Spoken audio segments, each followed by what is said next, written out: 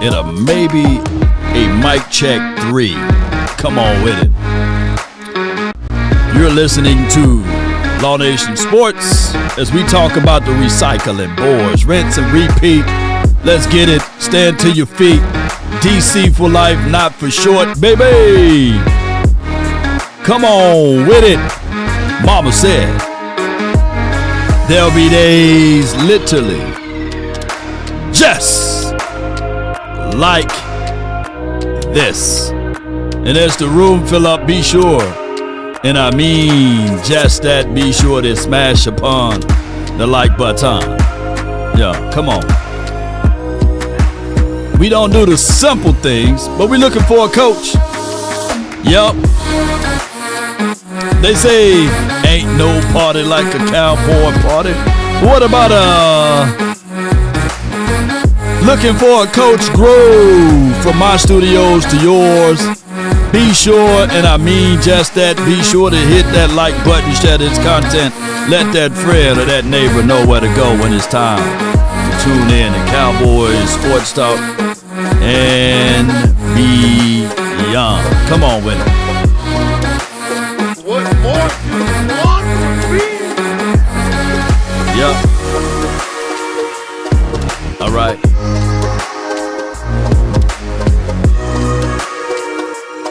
As they say, one thing we all adore, something worth dying for, plus more, baby.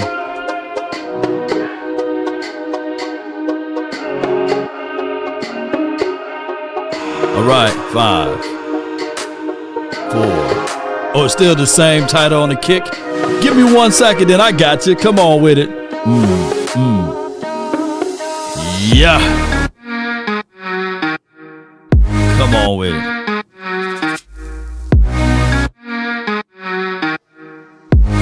Bear with me. Building the plane as we fly so high. Oh. Yup. Come on with it. I don't know if it's gonna change the title name there though.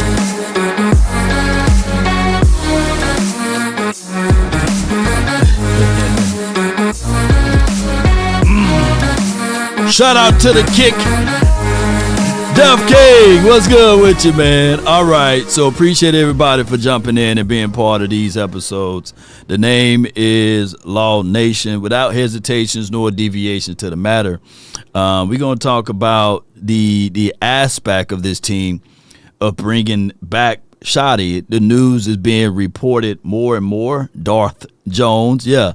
I think I am live on the YouTube. So put a 1 in the chat if you guys can hear me. Let me know if you got notifications or anything of that nature. If you are here, I'm seeing some people here pulling in. Appreciate you, man. I see y'all pulling in slowly, but for surely. Even got some super chats over here. Toko. We have a huge problem. No high-profile coach doesn't want to come here. Sad if Dak put his name to his... Hold on. Sad if Dak put his name to this Brian rumor of being the head coach. He's signing his walking papers, too. Dread it. Run from it. Destiny arrives all the same. Yeah. And now it's here. Or should I say... I am. Yeah. Take the money out! All of it! All right. Come on! You're wasting my time now. Come on! Come on! Troy Aikman lamented last week about the fact that coaches sometimes get requests from the quarterback. Now, Dak Prescott, I truly believe we missed the ball or the marker with Dak Prescott because we never really had stern coaching. Somebody's going to be yelling no matter what or no matter how many truths I put out there. There's going to still be somebody yelling, man, that's just an excuse. We supposed to win the Super Bowl with Jason Garrett. Man, that's just an excuse. We supposed to win the Super Bowl with Mike McCarthy, right? And I say to a lot of folks, man, since 1995 up into 2016, what was the issues then? What was the problems then? So at this point, it's one of those things whereas no matter how much I break it down and explain to you guys, if you go back to the video, me and my guy attack on the Cowboys, so many people were saying, without even hearing the conversation, you guys about to have a bevies of excuses for Dak Prescott. And no one likes to hear, no one likes to understand what we're saying, basically. It goes into one ear, out the other. And what I'm saying is, if you're going to have Dak Prescott here, regardless of the situation, that's not being an apologist. And I know some people rode the short bus and they're not doing good in life and they don't understand context when you're talking. And I get all of that. But hear what I have to say. Listen slowly. If Dak Prescott is going to be here regardless of the situation, and if you still want to win games, what you're going to have to do with this particular quarterback is have run game. What you're also going to have to do is have the ability to stop the run and have some sound defense. But somehow people take that as, you just campaigning and cheerleading for Dak Prescott. No, that's not the case nor the scenario. And just because you've been somewhere for the length of time doesn't mean that all of a sudden things are going to go glory for you, right, or good for you. So the reality of it, ladies and gentlemen, regardless, when you go back to the 70s, and if you were old enough to watch those games, there's a guy by the name of Tony Dorsett. Who old enough to remember him? And if you go back to the 90s, there's a guy named Emmitt Smith. Who remember him, right? So those are guys that help alleviate some of the things for the quarterback. And if those guys were by far better quarterbacks than Dak Prescott and they needed run game, how all of a sudden, and shout out to Dwayne Thomas too, may he rest in peace, how all of a sudden this particular quarterback don't need it, right? And how we going to do it with the Ricos of the world. And when we look back at the Ezekiel Elliott, we had out of Ezekiel Elliott time here, no disrespect to Ezekiel Elliott. They said, yeah, you had him while he was in his prime. Who's old enough to remember that he missed 6 games and we went 9-7? Could he be a plus 3 or 4 guy, right, in that particular season? All it takes is the bounce of the ball to bounce the certain way, and who knows, maybe the Cowboys catch fire by going into the postseason, right? The Cowboys literally were what's that dude named a Warrior or whatever his name away from almost getting the doggone Washington team out of the postseason. So it's all about getting to the dance and then dancing once you get there. But it's strategy, it's a little bit of luck, but you got to have preparation. You do. But there are some teams that's better built because they have different stance with things, meaning that they have general manager ownership that sits back and allow the general manager to pick out coaches. That's their job, and do personnel scouting. We don't have that here, ladies and gentlemen. So it's like beating a dead horse about the Cowboys, right? And we seeing that everybody else can go out there and grab pieces to help their team. But at the end of the day, the Cowboys must depend on one player, 4, to win it all. It's crazy. Yeah, the big time show. Same old. So it's a rinse and repeat. It's a recycling, boys, right? And it's funny. It's funny that, the 3-letter to 4-letter people are now opening up their natural eyes to see these things. And some of the Cowboys still don't believe what I'm saying. Like, you guys really think that I want to lose if we are saying it this way, like, hey, we can win it just with Dak by himself. No. Dak is not giving me no money. Take the money out, all of it. He ain't giving me no goddamn money. Hey, if Dak could, come on, send me some money, man, because I'm talking good about you. Here. Don't forget to hit that subscribe button to join the. Let's get to the nightcap. Check this out. Or the morning While cap Jerry now. Jones endures the process of hiring Mike McCarthy's replacement as a head coach, two of his recent coordinators will be calling plays in the NFC Championship game. If I'm not mistaken, every team has been to the NFC Championship game since Dallas has last been to the NFC Championship game.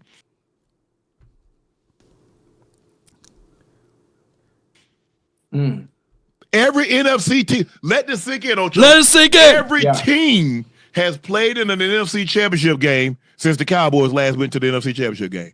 You got Dan Quinn with a rookie quarterback. Yeah. In the NFC Championship game. Kellen Moore is calling plays in the NFC Championship game. His first year there. So who do you think the problem is in Dallas? I'm just curious. Chat. Who do you think the problem is in Dallas? Who's the problem? Who's the problem here in Dallas? Chat. They ain't talking about GPT. Chat. Who's the problem? Because everyone that leaves Dallas and goes somewhere else, they seem to have found success. The coaches thrive. Or finding success. Thrive. So who is the problem? I'm just asking. I'm curious what the chat would say. Oh, yeah. Mike McCarthy got tired of Kellen Moore getting a little shine. Oh, he wanted to run the ball he wanted to pass the ball too much.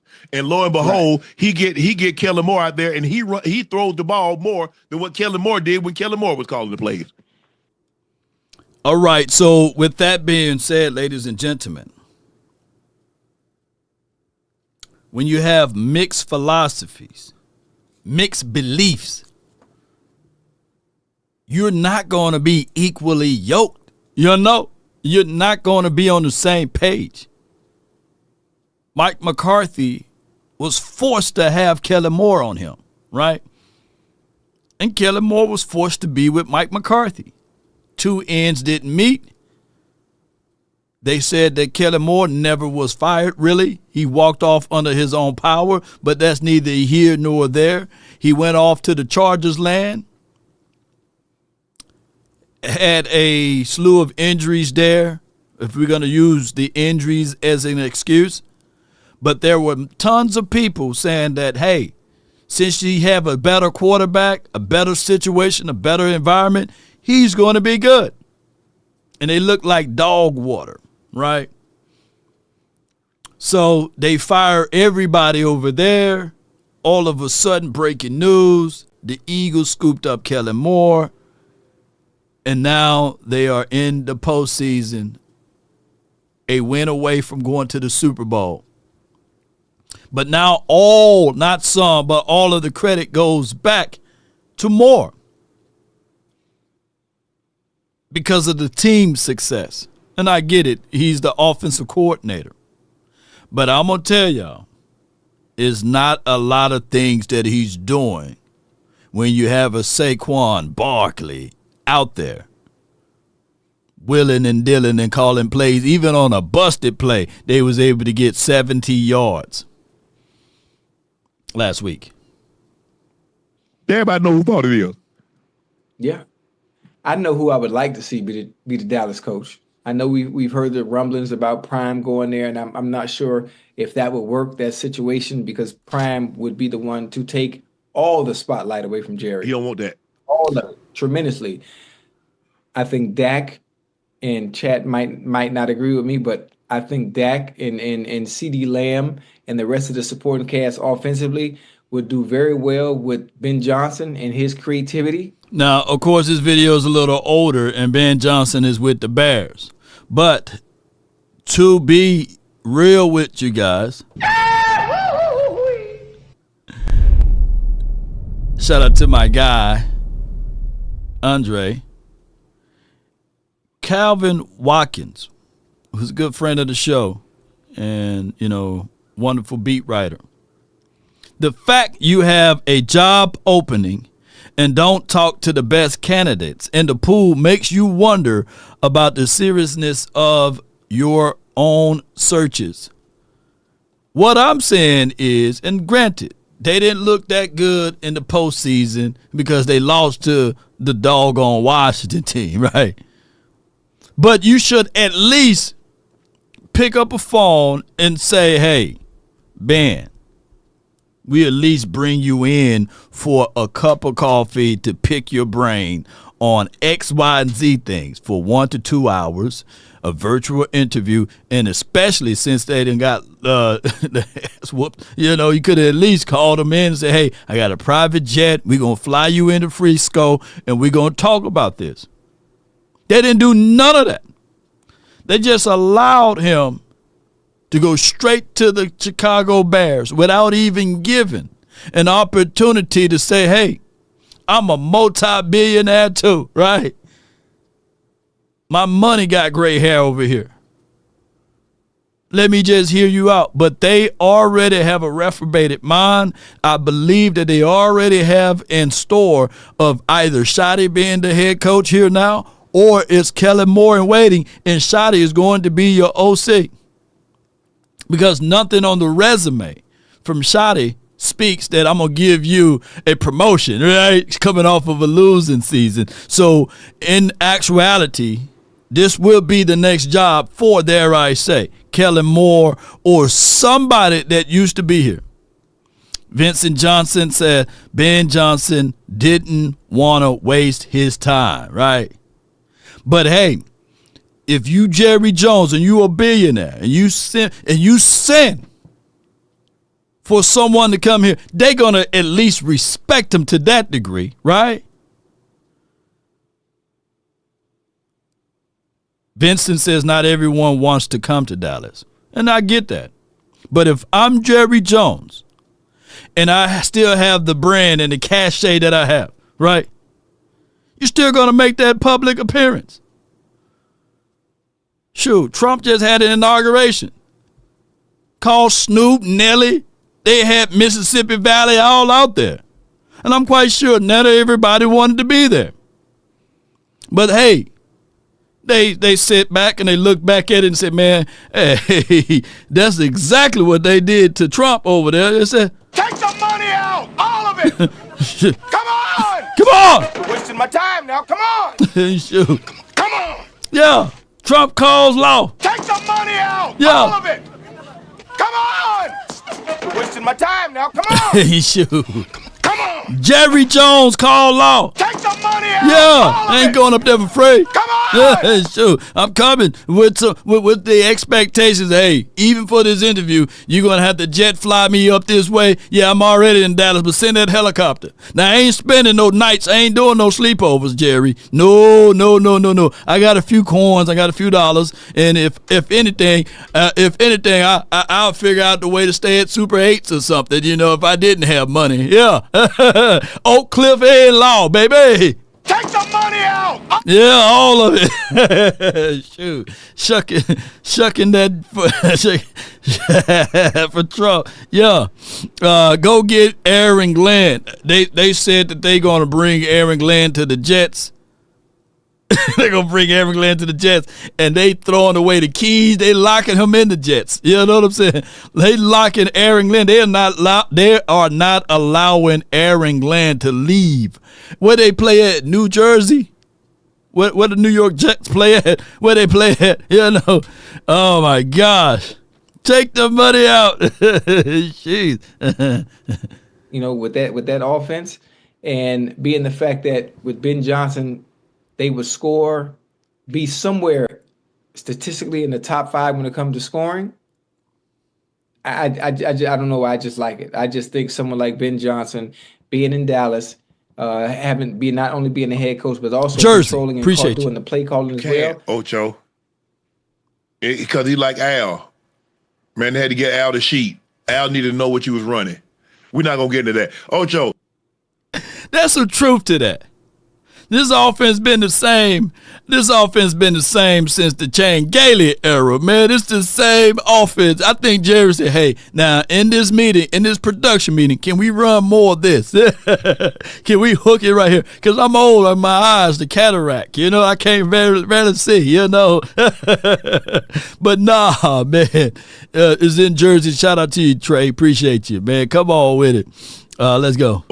In fact, 7 Dallas assistant coaches from 22 or 23 will be participating in the NFC Championship game. Wait, how many? 7. Damn. Dang.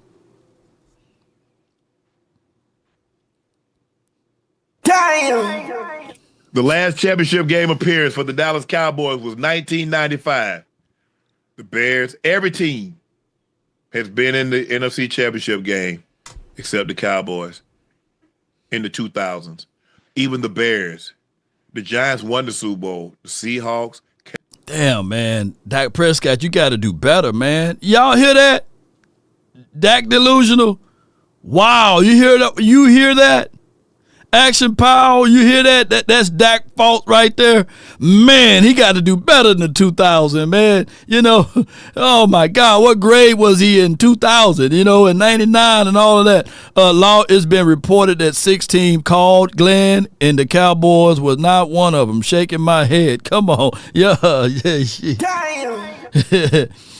Come on, man. This damn Dak Prescott got to do better, man. Toddler Dak got to do better, man. You got to be better than that, man. Carolina, Arizona, Falcons, Minnesota, Saints, Who that? Packers, Tampa, Rams, 49ers, Detroit, the Commanders, and the Eagles. Jeez. Damn. Hey. Do you think Jerry knows this, or he doesn't pay it no mind? Ocho, if you could do whatever you wanted to do and make $300 million, or you could do it the right way. What year was the Browns when they made it to the NFC Championship game? What year was that? I'm trying to think when they had that good run. That's sad. Who was the quarterback then? I know Tim Couch didn't do that. You know, sheesh. What year was that? Y'all help me out. Whew, that's crazy. Make $300 million, but you're not gonna get no credit. Jerry wants credit. That's what Jerry wants. Jerry wants to be the face. That ain't working. It ain't working. He doesn't. How could you not? Didn't that man tell you he bought this team? He bought this occupation. He told you that, Ocho. What more you want the man to tell you? Well, when you buy an occupation, the point of buying the occupation is for one, so you can succeed and win at it. Yeah. Not just buy it to tear it down. I want to or do not it. just buy it and be losing. Break it down. I want to work on my own car, and it won't ever crank. Instead of me taking it to a auto technician.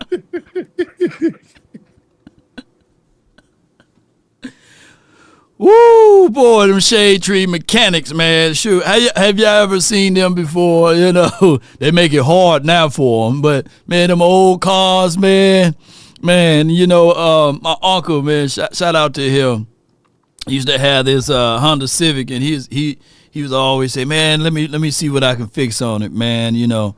And the first thing he sees when he see the Honda, man, I can't stand them sideways engines, man. Them Japs, they so smart, they stupid, you know. They put the engine in there sideways. My knuckles gonna be better than bruised. Let me see what this go-kart can do.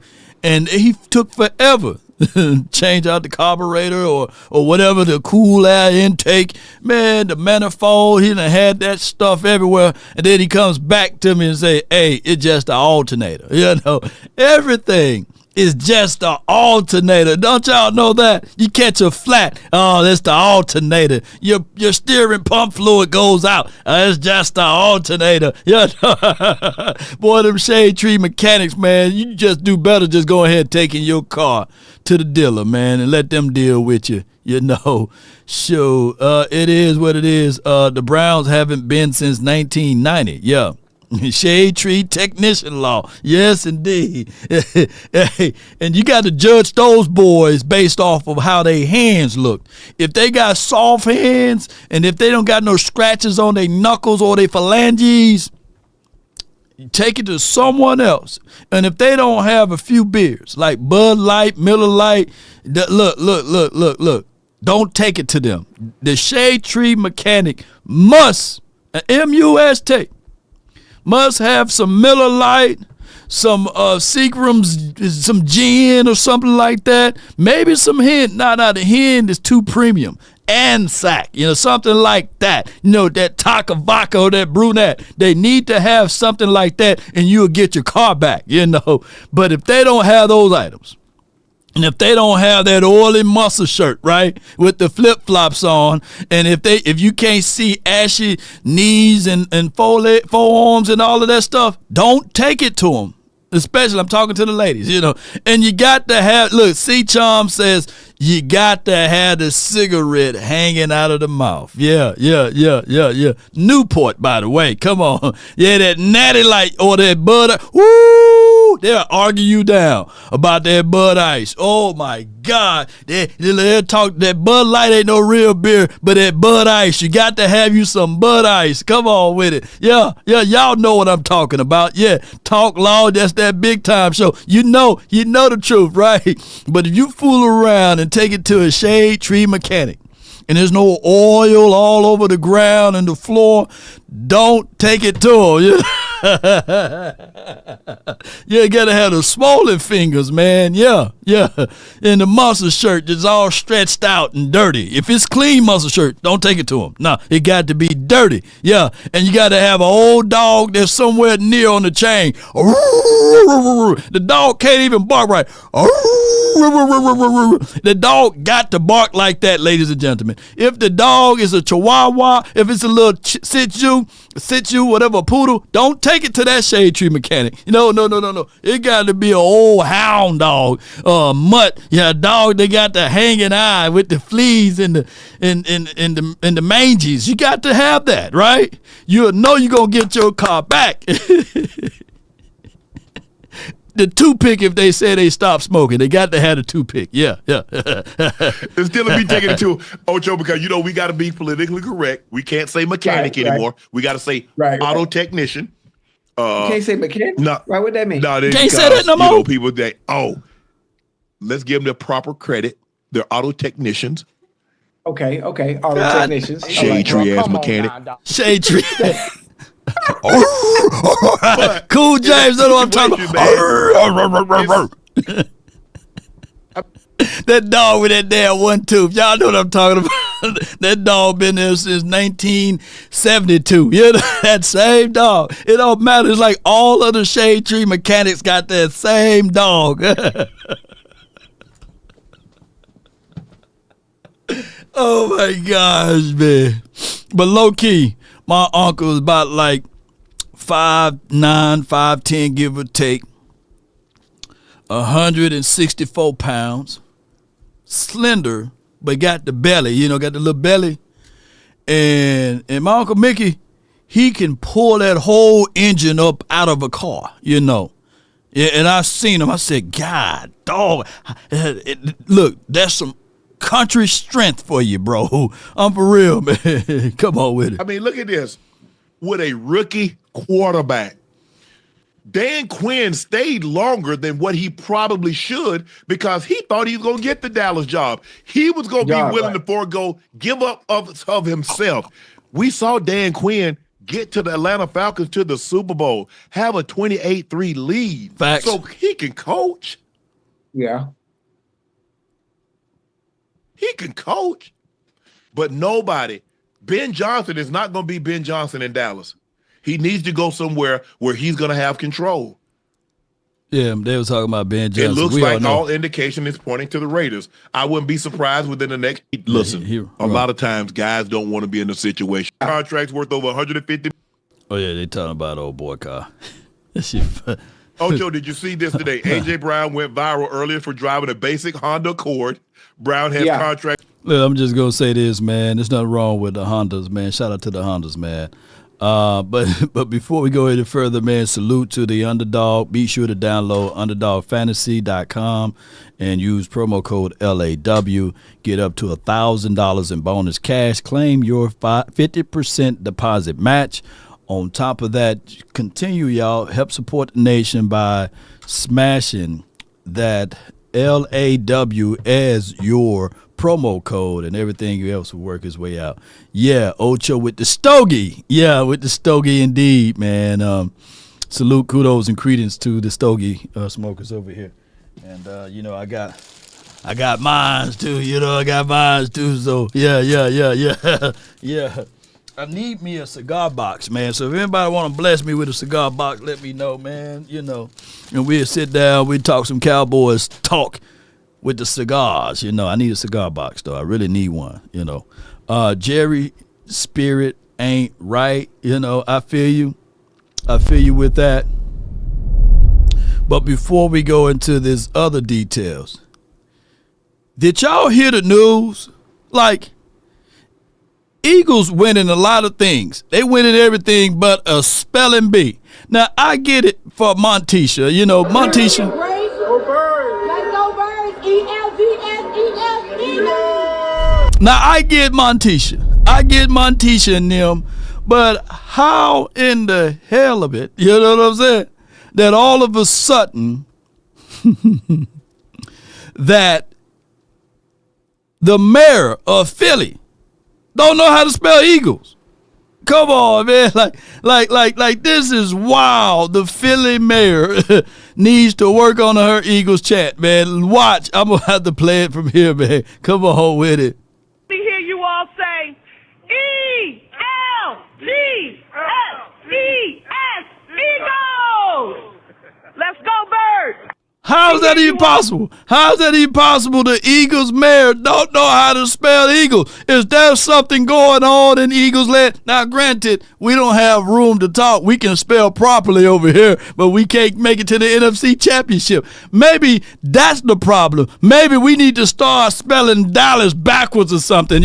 We already got the hat upside down. Maybe we need to do that. Who is living in Philly world and worrying about the spelling over there? Because somebody need to teach them people. Maybe that's the situation, that's the mayor, Wait a minute. Law, why is Zim the only coach there not talking about giving him a replacement? Because I think Zim naturally is about to retire, Law, she be in the bars, Law, that's what it is. But the Philly education system done let them down.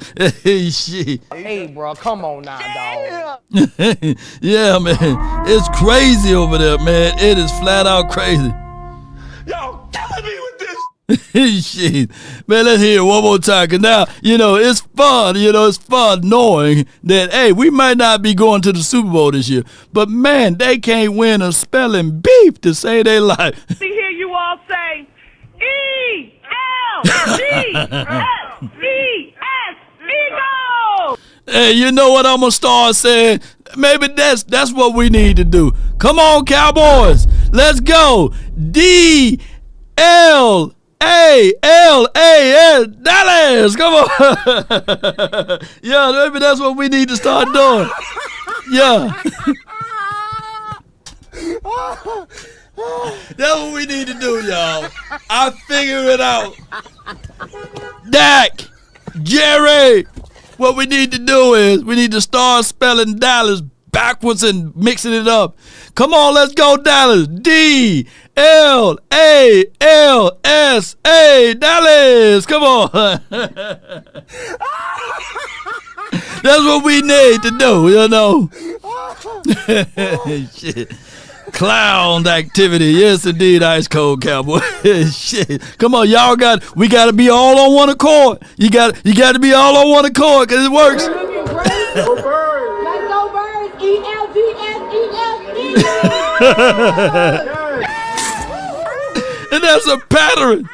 There's a pattern over here. Here's the pattern. Don't nobody correct them when they be yelling. Come on, let's listen one more time. You all say E-L-D-S-E-S. look at they got the police chief, the fire department, somebody with a Scully, got the CIA in the back, and nobody sitting there saying, "Hey, you know, come on, man." It's so hard to watch. This is crazy, man. It's a damn shot. It's a crying shame over here, man. God no, man. They can't spell for real. It's crazy. Elijah, don't spell it correctly for him. Salad, come on, S-A-L-L-A-D. Lord have mercy. All right, and I know my daughter can outspell them, you know, and that's the mayor. That's the mayor over there. Bro, for real though, I really can't stand Jerry. This is from Ratio. I think we all can't stand him. But neither here nor there. I want to talk a little bit about this Schottenheimer and what he can absolutely try to bring to the table. Working with Dak Prescott, and how do you help him maybe take his game to the next level? Well, first of all, I love him. I've always admired him from afar, competed with him, against him many times. I reminded them we got the best of them in 19 up in Seattle, but they got us in the playoffs in 18, so I think we're close to even. But I love the man. I love the work ethic. He's just a tireless preparer. The way the guys follow him, the way he wants to be coached, the way he wants to be open-minded to trying different things from a fundamental standpoint and things like that. That shows you a sign of a true winner, a champion. No doubt. So how do you guys collectively feel about Schottenheimer if he is going to be – I don't think that he's head coach material, by the way, because his resume doesn't speak that he get promoted to being head coach when he don't have the criterias from the categories of what we normally pick from, right? This is more so, I believe, that he's going to come back in as an offensive coordinator. But before we go into this, how do you guys feel about Shotty? Put a 1 in the chat or put a 2 in the chat if you don't want him. Yeah. Let me know how y'all feel about that.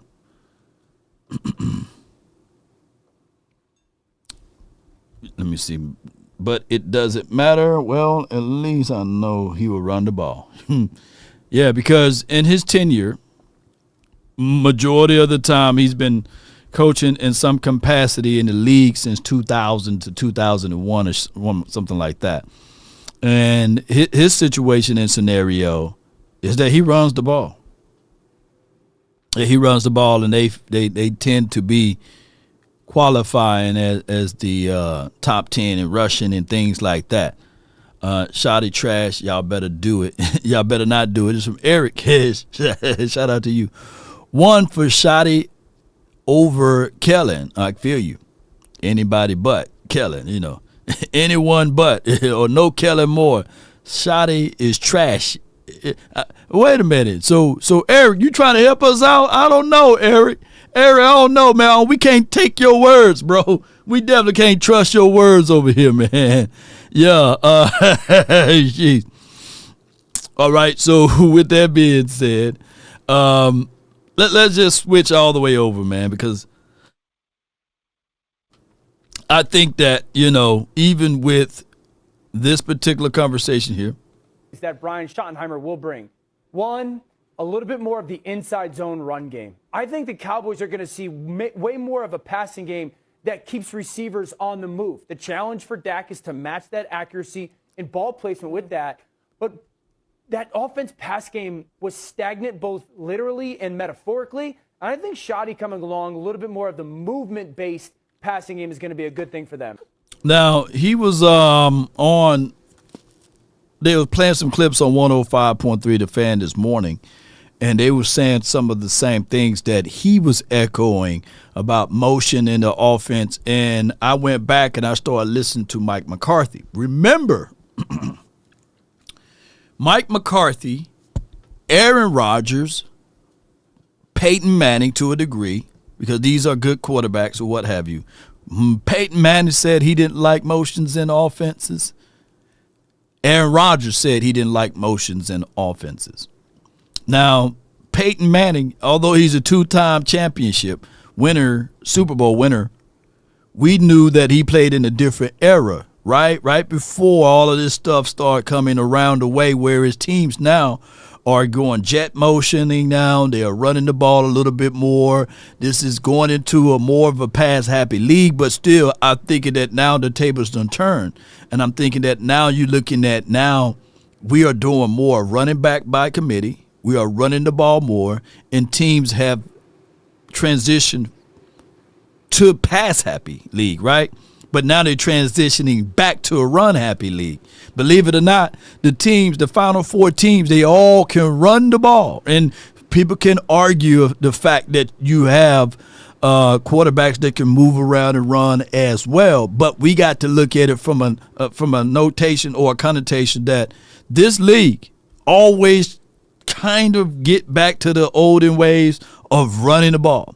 And I think that running the ball do establish and exemplify the tone of a team.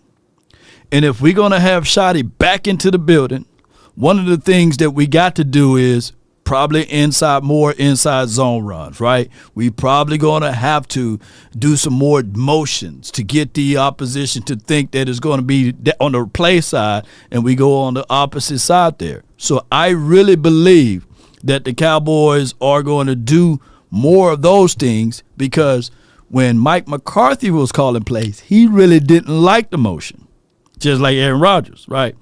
So now that you got Mike McCarthy gone, and I'm not saying that Shotty is better than Mike, but you have to adhere to the person that's going to call the plays. And last year, looking at these things for what we said, the dynamics between Schottenheimer as well as Mike McCarthy, he was the guy that wanted to call the plays with the Waffle House menu, right? And he's wanted to say, hey, you can help out with some installments, but I'm going to call the plays here. So that's why we probably saw less of motion. And on the back end of the schedule, we probably saw more of the running, because Schottenheimer said, look, let me help you out with this particular situation. And that's why we are here. So appreciate you, Ice Cold. Cool, James, appreciate you. Emmitt Smith won the rushing title with the predictable offense, knowing when he was getting the ball, you couldn't stop it. You know, I think Norv Turner was creative to a degree, whereas we were not one-dimensional. Let me say this again. We were not one-dimensional. We had layers.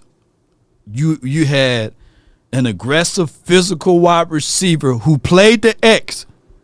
It wasn't no motion and putting them inside the slot and all of that cute stuff. We knew where Michael Irvin was going to be at, on the X, on the outside. You had Alvin Harper, who was a blazer, a speedster, right? That can line up anywhere on the field. So you had to adhere to those two wide receivers at all times. On top of that, you had a bruiser out of Moose Johnson. So even though you know he's coming, right? Pause if necessary. Your linebacker is going to get annihilated, because that's his number one job. If you guys go back and look at the 90s Cowboys, you would clearly see that Moose would dig out the linebacker. Or if it's a safety, the safety is trying to run to the side of him and scrape, and no, he's going to get moved out the way.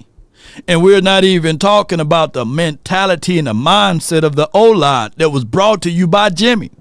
See, Jimmy had a philosophy, and Harper could jump. Jimmy had a philosophy of, we're going to outrun you because we are more in shape than you. We didn't have these big, massive guys on that offensive line. We had scrappy guys. We had guys that would be willing to pull, to hit stuff, right? Nate Newton was big, but you guys get what I'm saying. So Emmitt, by the time you realize where he's at, he's hiding behind. He's hiding behind Moose. or the pulling guard, Nate. He couldn't see him. And then it's 5-10 yards down the field, untouched. And then he politely go out of bounds, right? Preserve himself. Or he used that stiff arm. That stiff arm was lethal.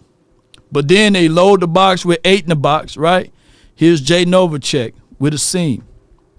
They play 2 high, cover 4. Here's my guy cutting you and killing you underneath, Kmart. So you had multitudes of ways. So, look, football is simple but yet complex. There's not a lot of exotic looks with the San Francisco 49ers. That's why you hear Troy Aikman always praising Kyle Shanahan. It's simple. They got 2 or 3 plays that it looks like 4 or 5, and they keep running it again. Yeah, so you can get creative in that suit. But I'm telling you guys, 12 personnel always been 12 personnel. 13 personnel always been 13 personnel. Ace formation always been the same thing.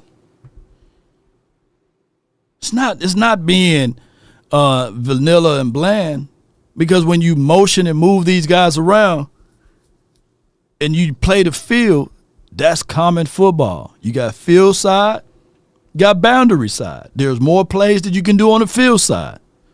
So you just got to figure out ways to get your scheme going. And when you looking at a scheme,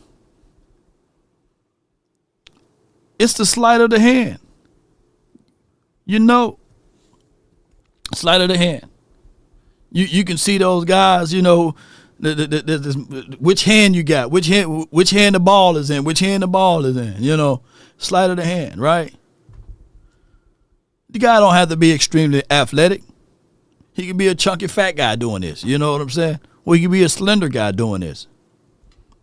So you got to be able to have your scheme together. And the Cowboys, when we go into games, how often do we sit back and say, by scheme alone, we're going to win this? By scheme alone, we have advantages in this situation. We lean on the talent, you know. Law, I'm sad, the closest we've come to in years is Dez caught it, yeah.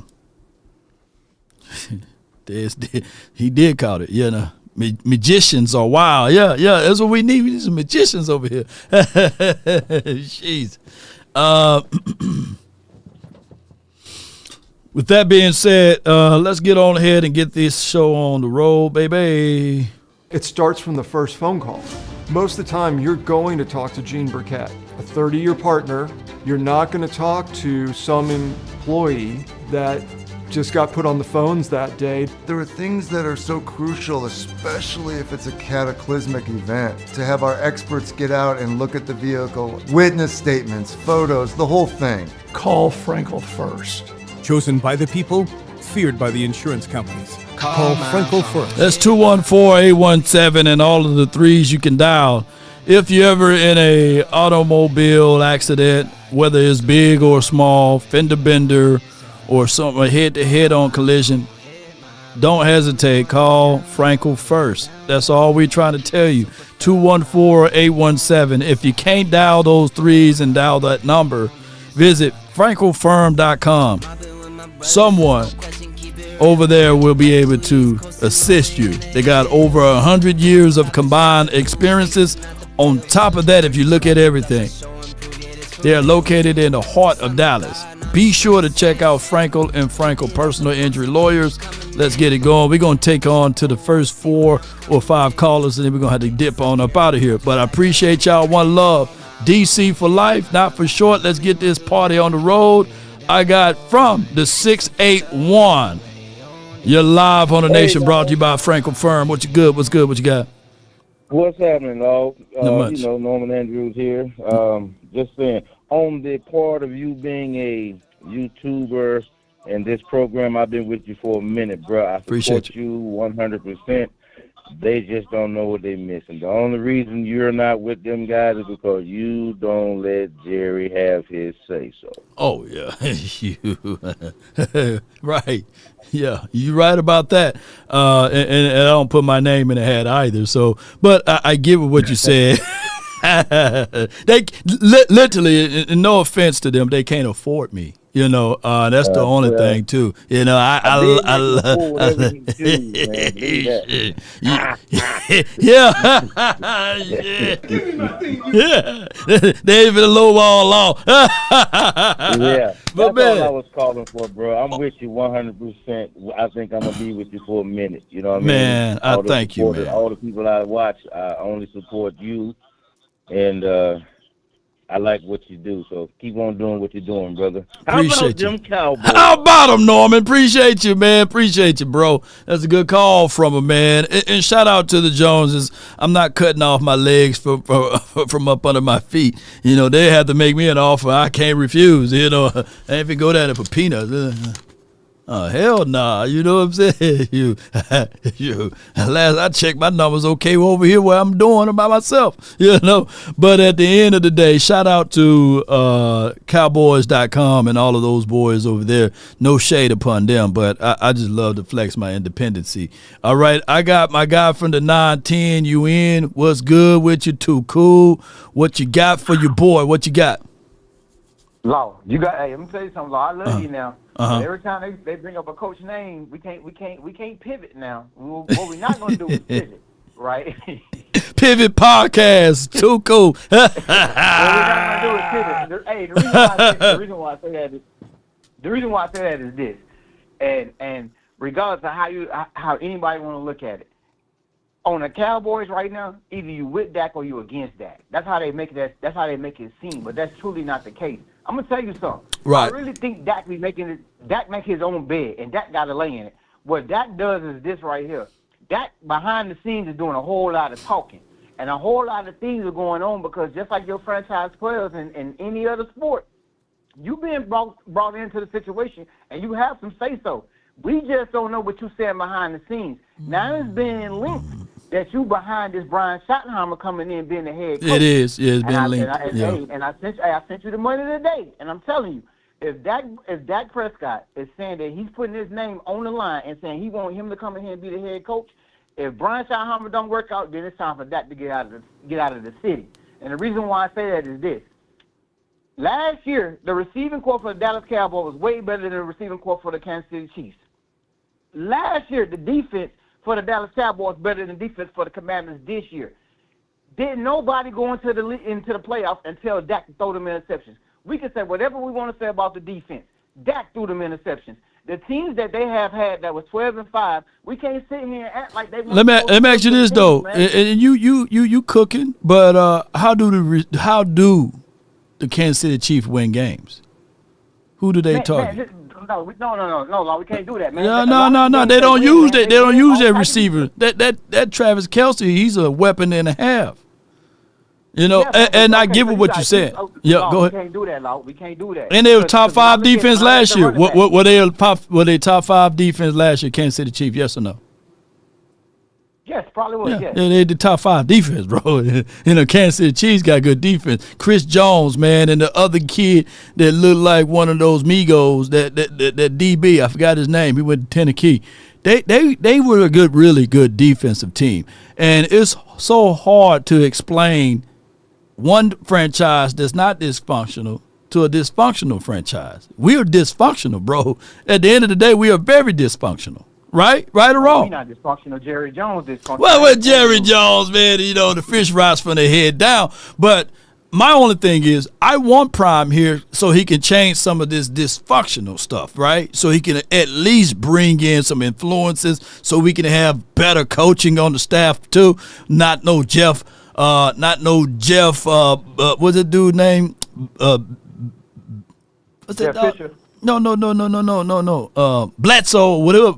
What's that guy named running back coach? I've got his name. Not him, not Scott McCurley. So we need better things over here, you know. But I just want to say this, though, bro.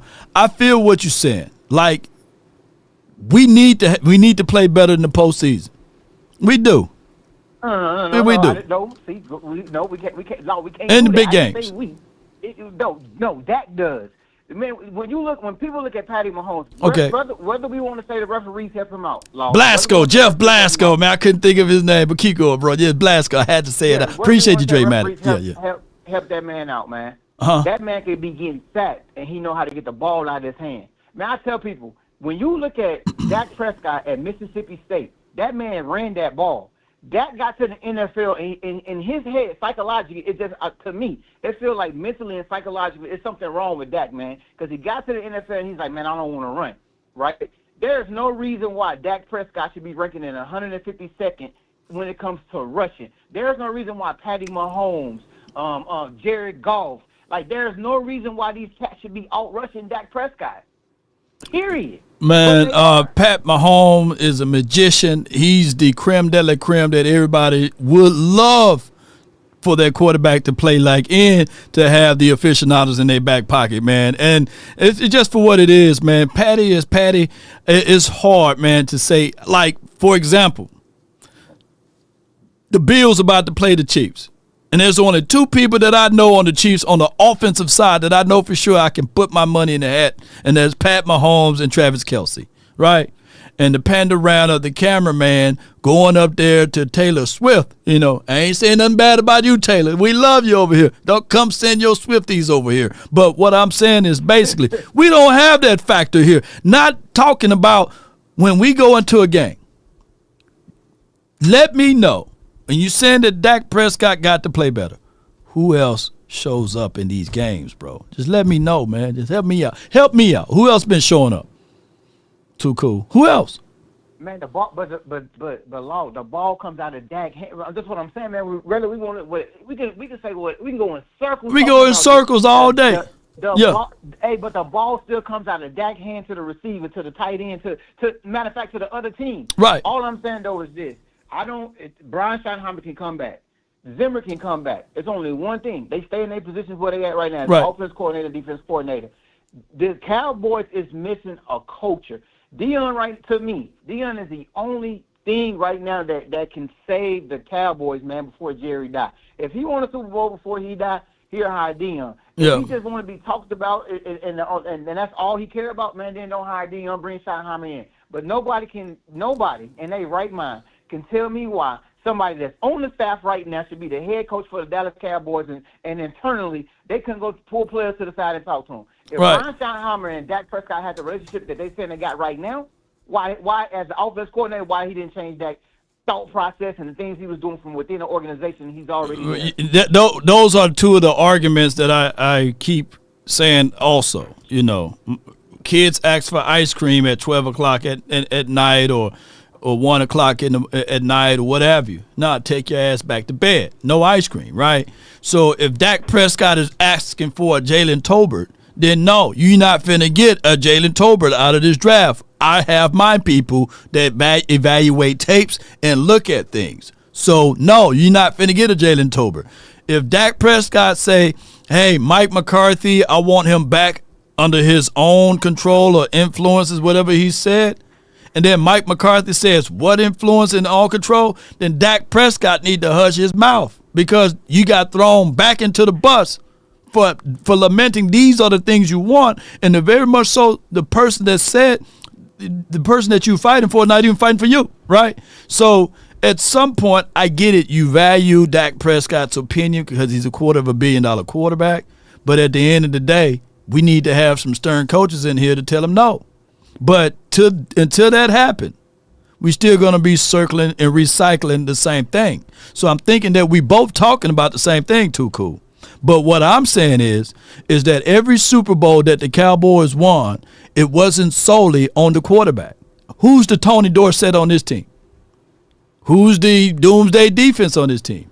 Who's the Emmett? Who's the Jay Novacek? Who's the Michael Irvin? Who are these guys? We don't have them. Am I wrong or these excuses?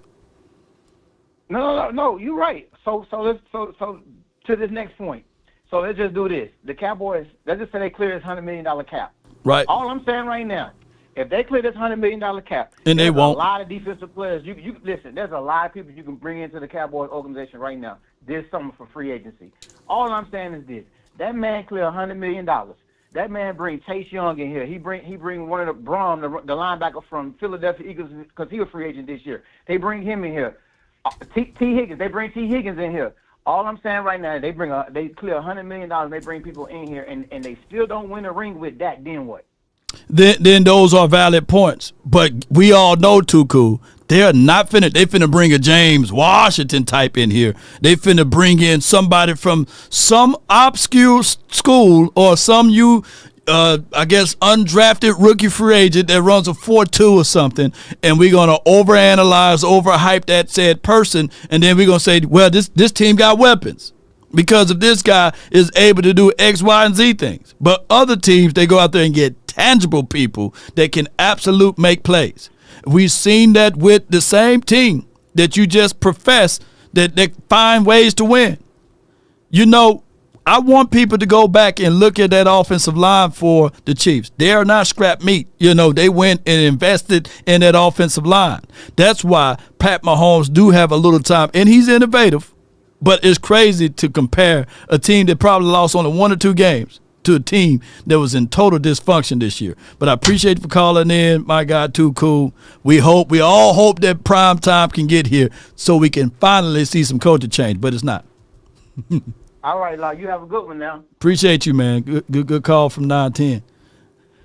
For the life of me, like when people say stop making excuses, when I'm talking facts. There's no holes in what I'm talking about. That's why y'all get quiet when I say these things. There's no holes in my argument. That's why. But it's so easy to say, quit talking excuses.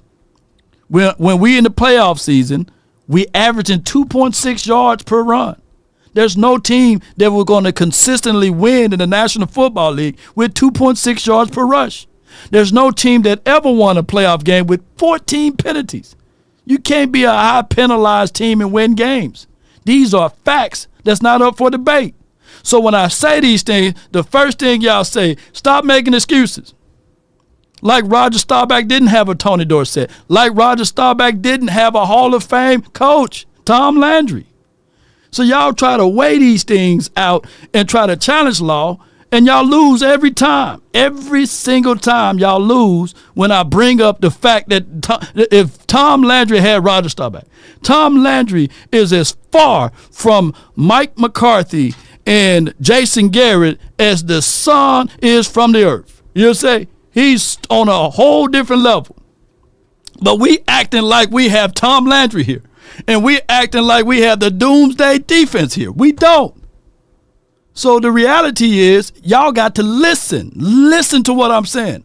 Dak Prescott is here for at least 3 to 4 years. We can't get mad about that. He's here. He's already under contract. That's equivalent to you living in Alaska, right? And you complaining about it's too cold. It's cold in Alaska. Well, move. Because at least you can get some warmth elsewhere. But for right now, we in the cold Alaska storm, and we're going to at least have to weather the storm out for 3 to 4 years. Now, if he get hurt, then that's a whole nother conversation. Maybe we can jump back onto the Team Cooper Rush. But my stance is my stance from the beginning. Draft a quarterback every year. Maybe you catch lightning in a bottle again. Don't just stop at Ben Anthony DiNucci. We could have been working on a whole nother quarterback. But what the Cowboys did, they rinsed and they repeated, and they said, okay, Cooper Rush. Cooper Rush is 30 to 31. And they didn't know who Cooper Rush was until this year, right? They still saying, hey, we want to get a look at Cooper Rush. If anything, the Cowboys spunt, in the words of Jerry Jones, $5.5 million plus a 4th-round draft pick. That's your Derrick Henry money there on a trigger trade. And all he did was held the damn clipboard for $5.5 million. But every time I say these things, stop making excuses for Dak. And y'all missed the whole point of what I'm saying. No quarterback will be able to win in those circumstances. None. But we're expecting this quarterback to win it. You know, I can't make this stuff up. Yeah, he spent the money, Seabass. It's crazy. I have from the 214, you're live on the Nation. Darius, talk to me.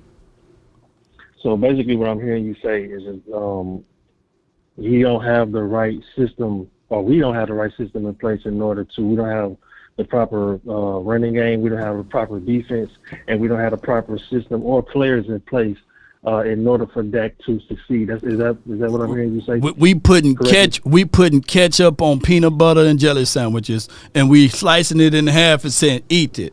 It's good. We are always operating backwards. For the first day of opening of the free agency, we on trips to Cancun. They on the Bahamas. They have the ship. Yeah. So we don't operate like other teams. Now, we are top heavy as far as talent. We got top heavy talent. But what happened is when that one talent leave, all goes to crumble.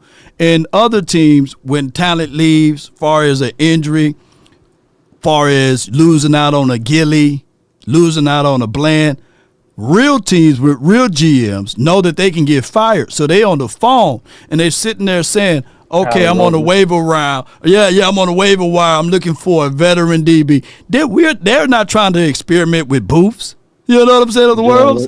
Yeah. So I say these things, but all of a sudden people still say, oh, you're making excuses. Come on, man. We saw the game just like anybody else.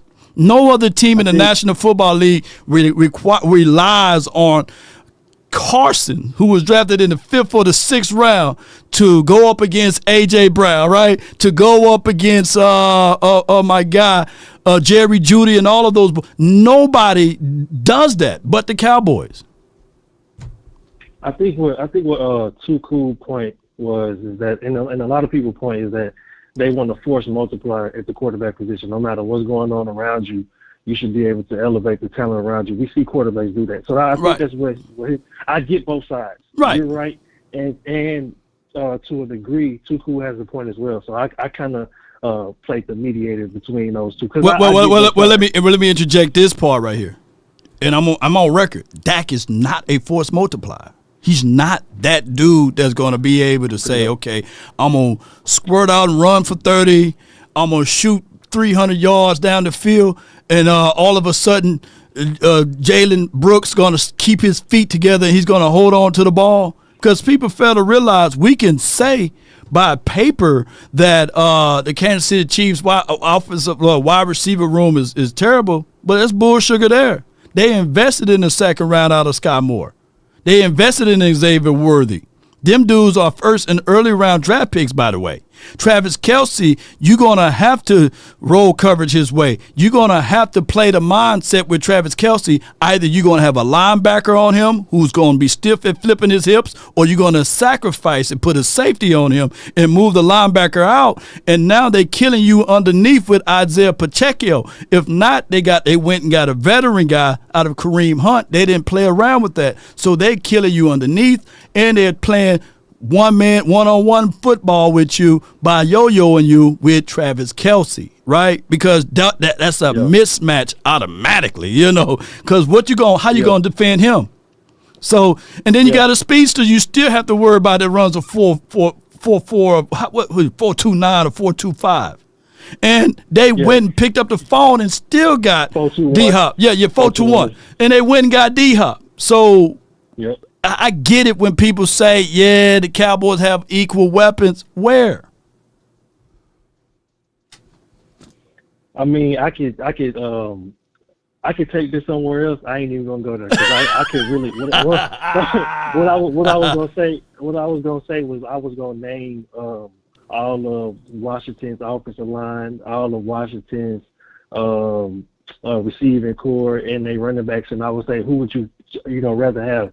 Theirs or ours, but I'm not gonna go there. Right. I'm gonna speak on topic.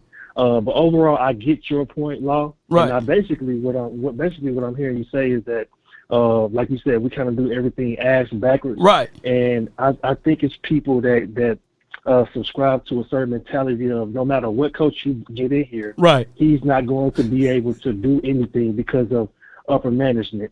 And I'm just, and it's another people another group of people that subscribe to the ideology of if you get the right head coach, he will be able to circumvent the inefficiencies of upper management because of who he is as a coach and as a philosopher of a leader of men and the people that he chooses to bring around him. I'm one of those people that subscribe to that mindset. Right. I just truly believe that you do.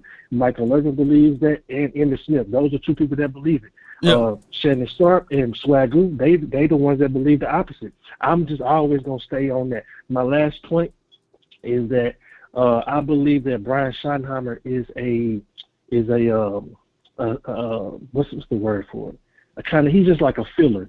He's a bridge coach, right? He's been in the mix for a long time. His resume is longer than Shaq feet, bro. But keep going. And out of the three coaches that we can get, out of the ones that they like, Schottenheimer, Kellen Moore, and Jason Witten, I ride with Witten. Me personally, the coach that I want is Joe Brady.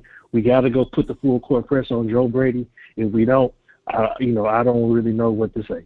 So that's just how I feel about that. Right. I'm gonna let you go to your next callers. No doubt, man. What you gonna say? No. You knocked it out of the park, bro. Appreciate you. All right. No doubt. So, with that being said, you got these set of things. The best way for anything to happen is to do a self-inventory. You look at Dak Prescott. You comb through all of the film that you can watch, right? And you say, okay, you take the best performance, you take the worst performance, and you say, okay, let's meet somewhere in the middle. This is when you are winning. These are the plays that you do when you win. Oh, these are the criteria that will allow you to win. Okay, your best performance was when you have run game. Let's figure out a way to get back to that. If you're going to keep him here for 2 to 3 or to maybe 4 more years. What I'm saying is the way his contract is structured, he got a no trade clause on his contract.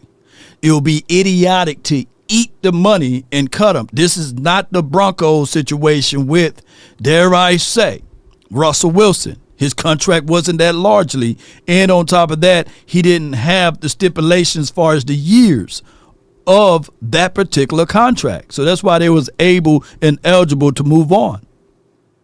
And keep in mind, we're not just only paying Dak, we're paying CeeDee Lamb, by the way. We're paying high dollars for Terrence Steele, who most people are saying turnstile Steele, And we paid these guys, and of course, they got hurt. Everybody got hurt since we paid them. It's like the curse of the Cowboys. To a degree, even CeeDee Lamb hurt his shoulder. He wasn't 100%. He held out the entirety of the offseason. And people were expecting for him to be the CeeDee Lamb on the back end week 1. Those are crazy expectations. And so many people had the same. Don't y'all remember that we gave $50 million to Michael Gallup? And right now I can run a straight line faster than him. He's retired, baby. He's flat out retired. I got from the 201 100 grand with the plan. You're live on the Nation. Talk to me. I am sick and tired of this. I'm sick and tired of this shit, man. I'm sick and tired of it, man. I was going chill every time. I say I'm going chill, listen to law, and mind my business. I can't do it. Can't do it. Can't take this no more, man. Come on, man. You want to blame everybody? Too cool. Stop it, bro. Yeah. You want to talk about, oh, man, the player, Dak Prescott, boom, boom, boom, boom, boom. Oh, man. Where our offensive line at that's going to keep Dak Prescott clean? Where it's Come on at. with it. We don't have that. Why did the great Mahomes lose the Super Bowl? Want to know why he lost it? Because his 2 tackles were hurt. And he was running for his life. You forgot about that game? Did you watch that game? Was you born around that time? And especially had Tyreek Hill. He was in that game. He had weapons. He had weapons. Still lost. Yeah. Where was your force multiplier then? Oh, you forgot about that. You forgot about that. That don't count. Shut up.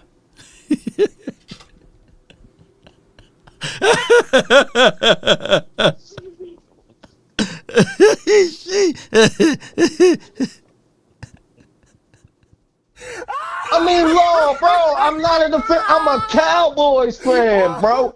I'm a Cowboys fan, but you got to come to me with facts, bro. Don't come to me with nonsense and hypotheticals and all this bullshit you talking about. And that's one of the reasons why 100 grand. I prayed to God, and I made a post and everything. Had to literally say, "Hey, man, I was wrong." You know what I'm saying? Because I wanted the Cowboys to allow Dak Prescott to finish out this season, right? So that he can go elsewhere. I would love to see Dak Prescott on the Raiders, the Giants, another team, so that people can absolutely say, I wanted people to see that this organization is for what it is. It's dysfunctional. Dysfunctional. I wanted him to leave too. One of my wishes came true. I wanted the coach to leave because I'm tired of y'all blaming it on Mike. What y'all going to do when this next coach come in here and it's the same thing? Yeah. Y'all going to blame it on him too? Talking about how, man, he should be a leader of men. That's because, how the hell you going to be a leader of men when your front office ain't moving out the way? Oh my gosh. Ow! How you going to be a leader of men when your front office is draft? Oh, we going to play all these draft picks and we going to play guys from the AFL. And you expect those guys to win football games for you in the NFL? Is you stupid or is you dumb? Man, come on with it. Boy, you cooking with canola oil and all of the greases over there. Y'all watching? You got 20/20 vision or do you? What are you watching? You want to blame it on Dak. You want to blame it on the coaches. But the front office getting guys from the XFL, AFL, CFL, BFL. Come on, bro. What is we doing? Sightseeing? Man, oh boy. Yo, y'all. Come on, man. Is y'all in the Matrix or something? What's going on, yo? Yeah. Magic Johnson, Law, play the clip. Oh my gosh, man. Shit. All right, let me see if I can find that clip, man. Gosh, man. While you cooking over here, shoot, Frisco oil and all that stuff. Boy, they said you glazing Dak and everything. You a glazer. Shit. I'm glazing Dak. You glazing, man. You glazing. I'm trying to find. For you that's dumb, talk about I'm glazing. Open up your eyes. Clean your ears out. Roll, play the clip. I'm trying to find that damn clip one way or another. Here it is. I think it is right here. You said, what does it take? New vision, new owner with a strategy, picking the right people. First, our coach, Coach Quinn, Adam Peters, and then we all step out the way and let them do their job. Talent, culture, and people. There it is. Talent, culture, and people. So that's it. Don't make this about us. Any consideration to finally giving somebody else that title? No, just no. I bought the team. I think the first thing that came out of my mouth. Anybody here was at that press conference? Okay, somebody asked, did you buy this for your kids? And I said, hell no. No doubt. Too cool. All right, so Call in, man. I'm gonna put you in the room with my 100 with 100 grand. Come on, Too Cool. Call back in. Call back in, Too Cool. He got time today, boy. I want to hear this. I want to hear y'all too, man. I want to hear y'all too. Let's get ready to rumble, Too Cool. Yes, indeed. Yes, indeed. Too Cool. And we appreciate your support, man. Oh my gosh, man, this is going to be a battle royale, and I ain't talking about with Chase. Take the money out, all of it. Come on. Wasting my time now. Come on. All right, so I'm gonna put you on mute for a quick second, 100 grand, and I'm gonna have him with an open argument with the statement. I'm gonna give Too Cool the floor, and then he's going to allow you to retort. So I got from the 9-10, you are in. Too Cool. Talk to me. All I'm saying is last year, who lost the playoffs for us?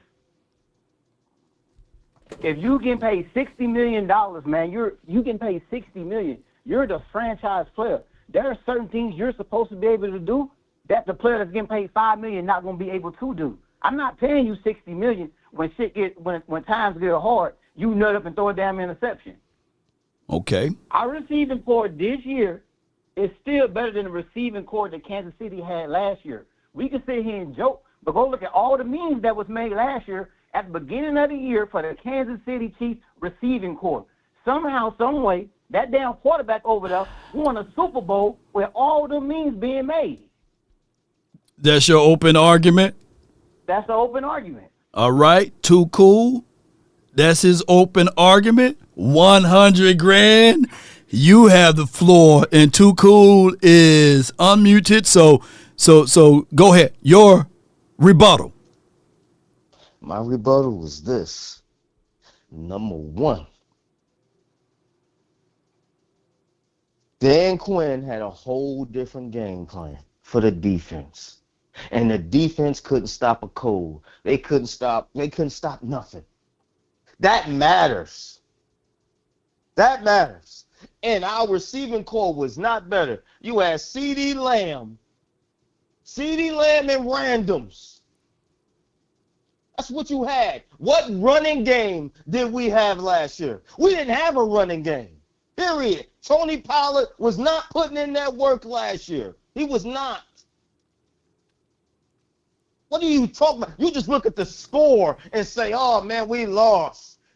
You got to watch the game. It's not just Dak Prescott by himself. Come on, what our offensive line was bad. Why do you think we double dipped into the draft this year? Because our offensive line was old and bad, washed. We had no linebackers last year. Where was the linebackers at? Like, are you watching the game, or do you know what's going on in the game, or do you just sit back and watch the game? Oh, here's the result: Cowboys suck. Bro, without looking and seeing, man, we ain't got no linebackers. Man, all right. You talking about last year. Man, we ain't got no linebackers. Man, we ain't got no running game. Our offensive, I'm talking about last year. Our offensive line was trash. Y'all know, the argument is y'all saying that it's management. Your argument is y'all saying it's management. That is management. Where was Tony Pollard replacement? Where was Tony Pollard help at? Where was his help out last year? Where was guys in our offensive line to help? What? Say what? Rico Dowdle was there last year too. Y'all wait till the man rushed for 1,000 yards this year to start screaming. See, I told you we should have been running. We should have been running more. So whose fault was that? Whose fault was that? That was management fault because money pays. Money pays, right? So when Zeke Elliott was getting paid all that money and he was the star and he was saying, nah, Tony, you sit in the bench. This is my show. Instead of letting the coaches coach and say, this man had Dalton Schultz. This man had Dalton Schultz. This man had Amari Cooper. This man had CeeDee Lamb. This man had Zeke and We talking about last year. You talking about 5 years ago. We talking about last year. Hold on, bro. And let me tell you something. Don't you know Amari Cooper and CeeDee Lamb only played together about 7 games? Did you Bro, know that that? shit- Or that- do bro, you that- just that- watch that's the it- that's game it, on no doubt. TV? Did you know Bro, and that's just it, no watch the doubt. game on You TV? goddamn What JT Daniels chemistry about to did go to they the Super have? Bowl. So let me ask you a question.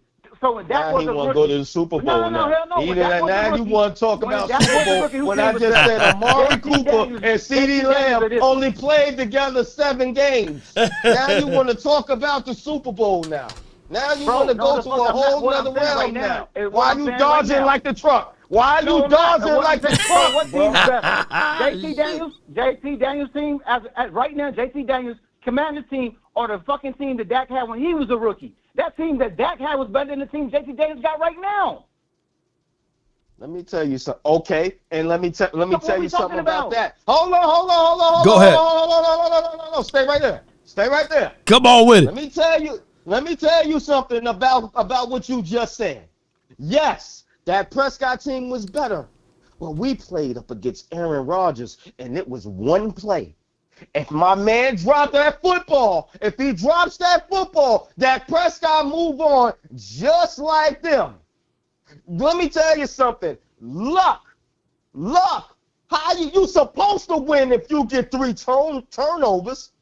You supposed to win. Tell me in a playoff game where the Cowboys defense had 3-4 turnovers and Dak Prescott still lost the game.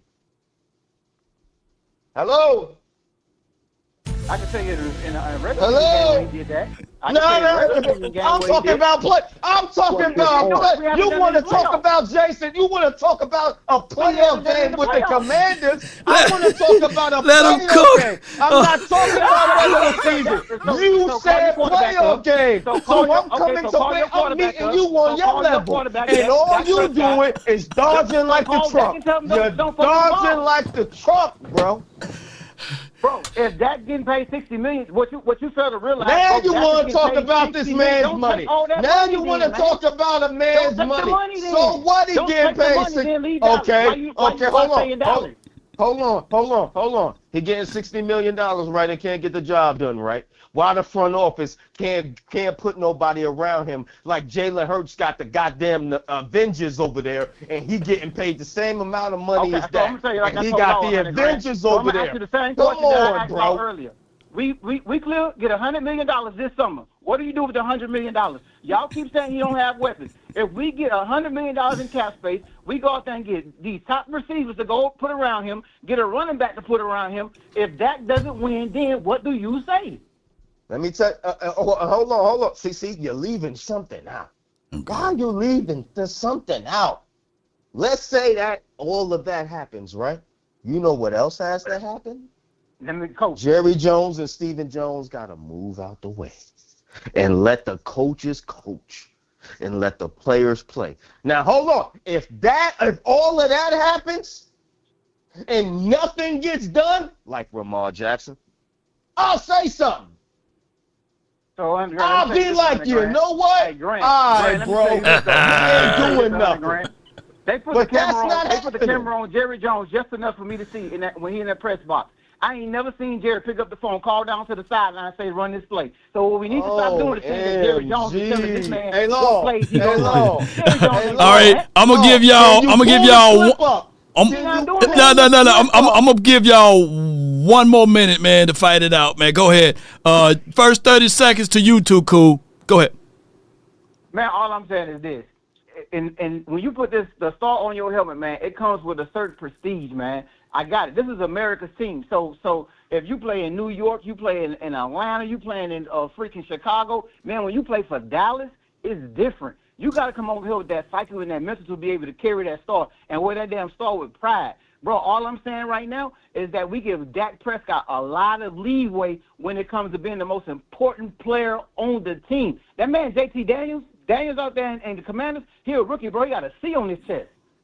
That man is playing balls out right now, man. Dak, when the last time you seen that from Dak?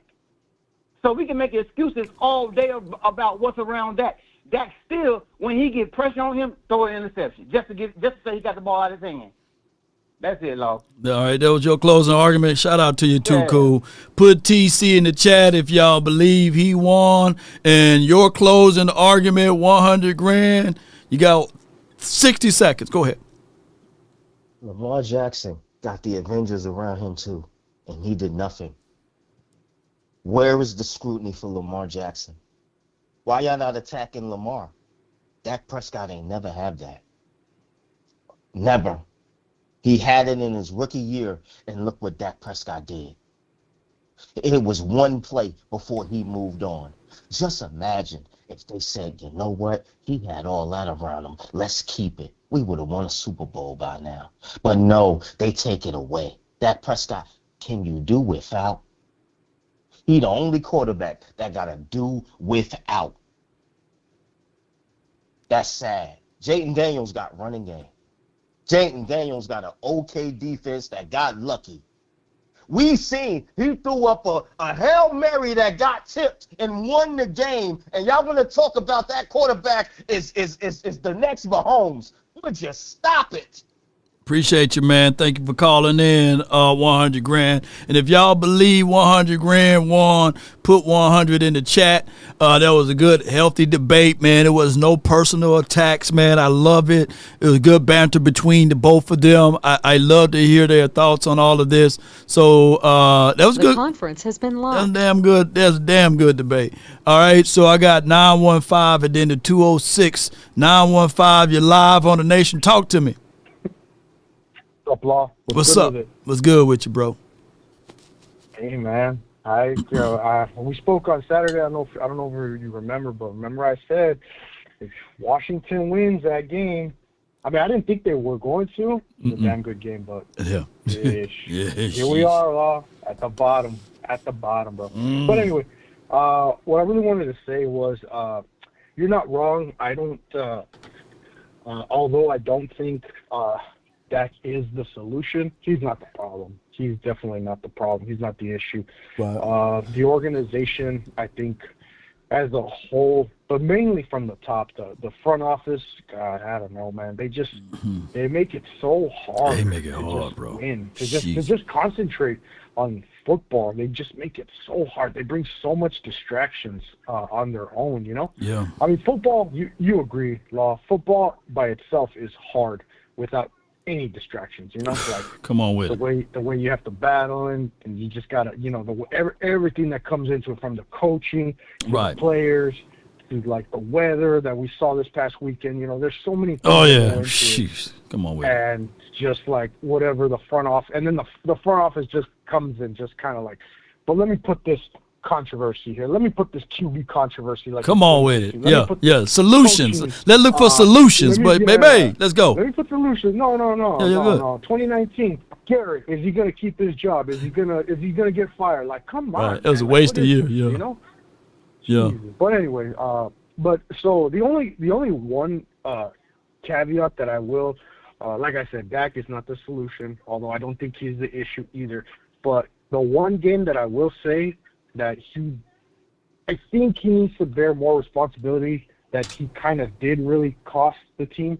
And I know that Pollard got hurt in that one, and I know injuries are part of it, but that second, in 2022, that second Rams game, the one that we played against Purdy, I do think, I think he had 2 turnovers in that one, if I'm not mistaken. Yeah, he did. They ran a stop route in the middle of the field. Yeah. That was the play immediately after Tony Pollard snapped up his leg or something like that from the hip drop tackle. I blame Dak Prescott for that one. Even though the play design, it was kind of crazy. I think that, you know, he could have just leaned forward and got that 1 yard there. So, yeah, that was a turnover right there. They were skittish because they didn't believe in the kicker. Remember, the week before, the kicker missed every single kick. Yeah. So it sounds like, it literally sounds like excuses, right? But that was Dak Prescott's fault right there for throwing that interception. CeeDee Lamb looked like he stopped deep. A linebacker jumped on the route.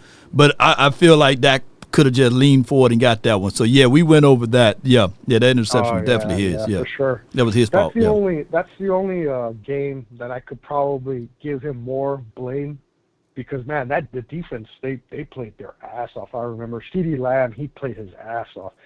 Pollard had that amazing Pro Bowl year.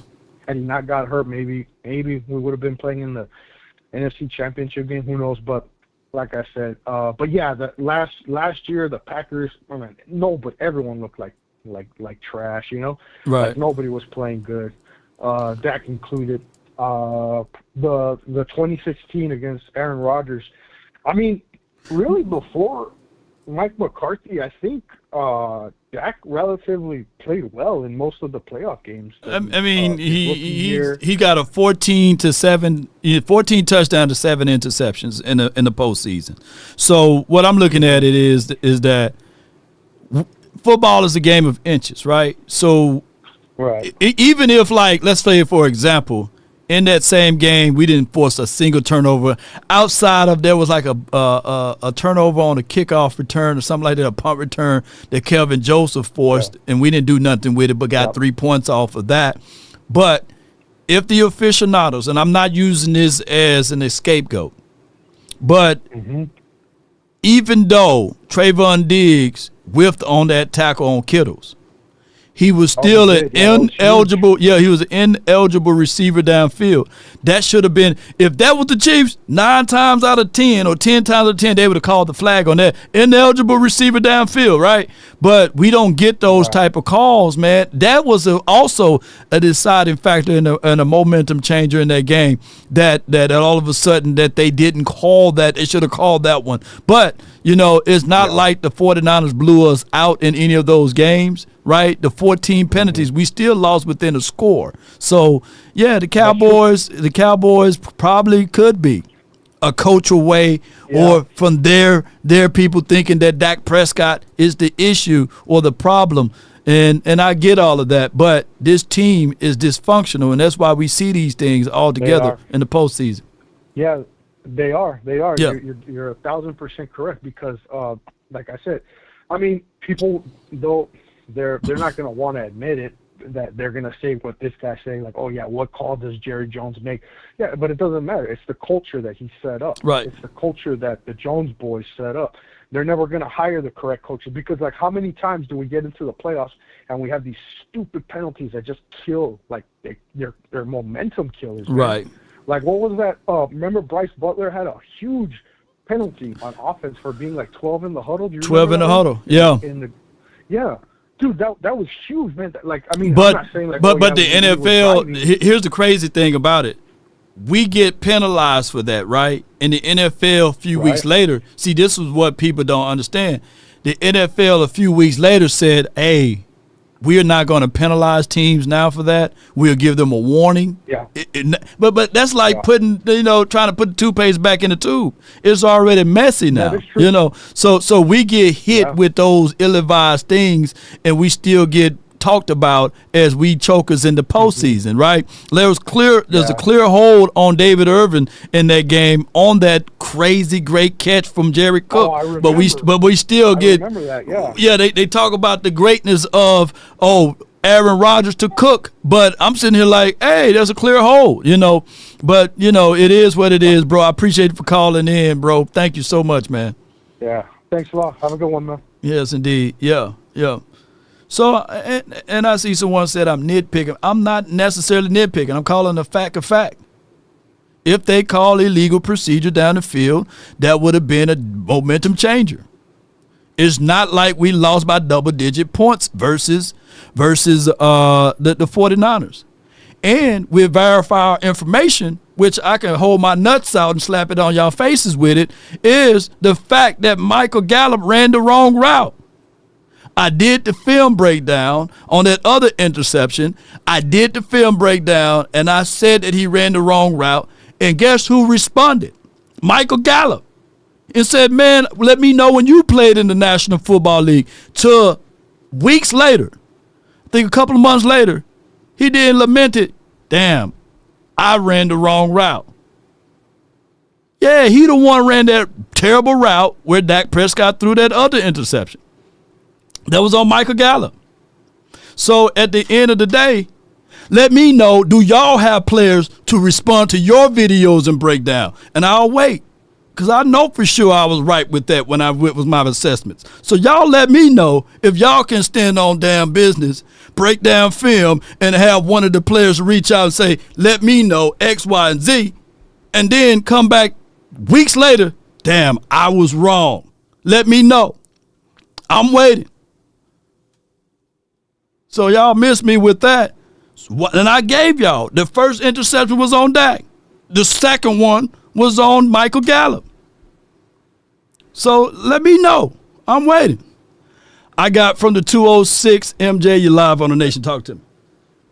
Yo, man. You guys, all y'all make good, facts. But like I told you yesterday, we have 4 chances to go.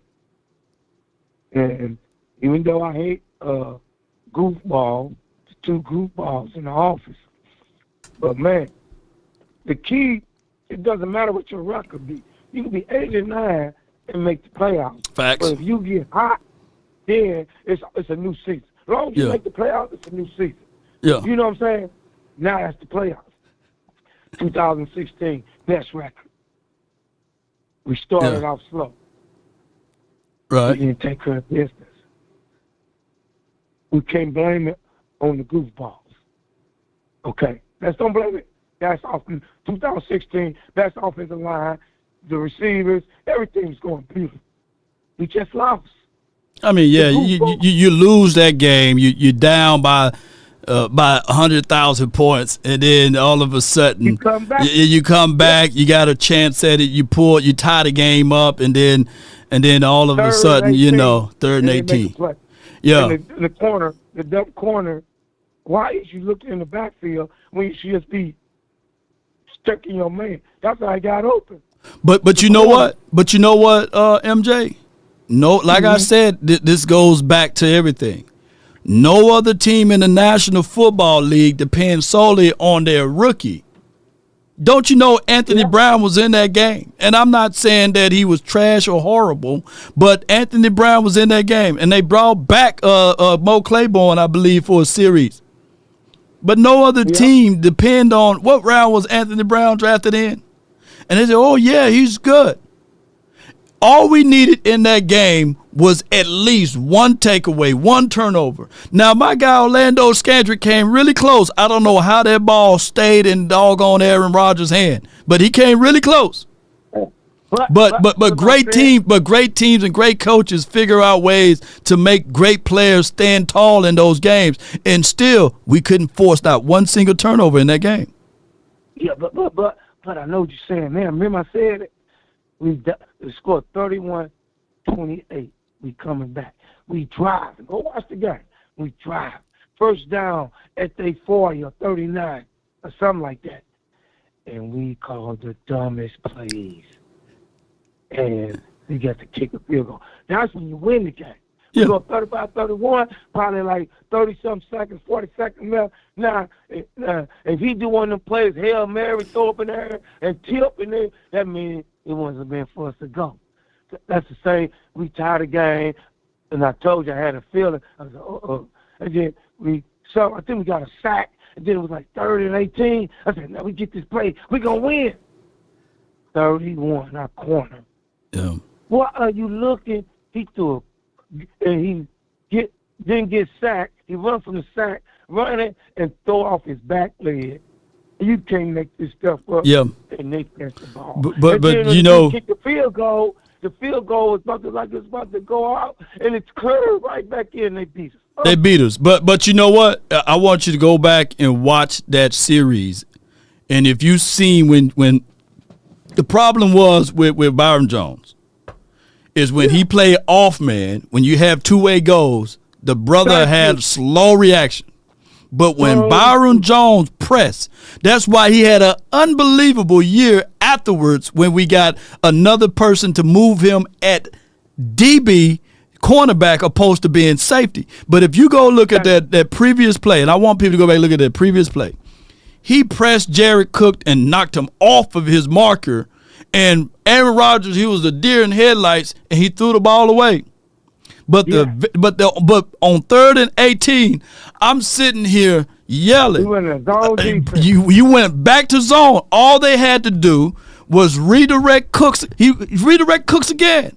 But you paid your DB or safety, whatever Jones was trying to play at that time, so off that Granted, it was still a good throw, but the whole point that what made Byron Jones so great was his redirect, man, his length, and he can get inside real good. And they went away with that, and Aaron Rodgers saved the day with the damn throw that, man, only Aaron can throw, or now Pat Mahomes maybe, But, it was crazy, bro. It's so crazy, MJ, we talking about something that happened almost 10 years ago. Come on, man. I'm trying to tell y'all, though. Look, we had 2007, the best team again. Yeah. They went to Cabo, and they even said it. They should have never went to Cabo. And the Giants got, because we walked the Giants twice that year. Yeah. And I was like, I had a funny feeling, and we started out good. In closing, though, man. In closing, man. I got a lot of people in here, bro. In closing, though. Okay. In closing, I understand what your boy Hunter Graham said, but I ain't gonna make no excuses. We had 4 chances. 2021, we should have won. 2022, we should have won. They ain't got shit to do with the Joneses, even though they goofball. Yeah. Everybody got bad offensive linemen, just like Nate Newton say. You probably have 1 or 2 All-Pro. So I don't want to. Please don't come on here and talk about some damn offense. Well, we did had a chance. We did had a chance in that San Fran game, right? Both times. That first time, I talked personally to Cedric Wilson. He works out with my guy, Coach. Shout out to Coach Bird. He worked out with Coach Bird during the offseason. And I personally talked to Cedric, and I said, man, what happened on them 2 series that you could have caught the ball and extended the drive? Guess what he said? It sounds like excuses, but man, I promise you, right hand to the man, may God, G-O-D, strike me dead right now. The sunlight was in his eyes, and he couldn't adjust for the ball. That's 2 times. He was open. 2 times. 2 times. Yeah, so yeah. That's all I want to say. We can't get on here. Everybody on here know that Jones is goofballs. Goofballs. But we had 4 chances, y'all, to be in the Super Bowl. Well, that was 2 of the chances. Let's call it what it is. It was auction watch. That's why I say Darius going to be right. The Redskins going to win because they're going to jump them auction routes. And that quarterback is dangerous. Oh, yeah. That's all they want to say. Dak Prescott, he don't run, and he used to run in Mississippi. If you ain't got no running quarterback today, boy, you going to get beat. Yeah, I mean, potentially,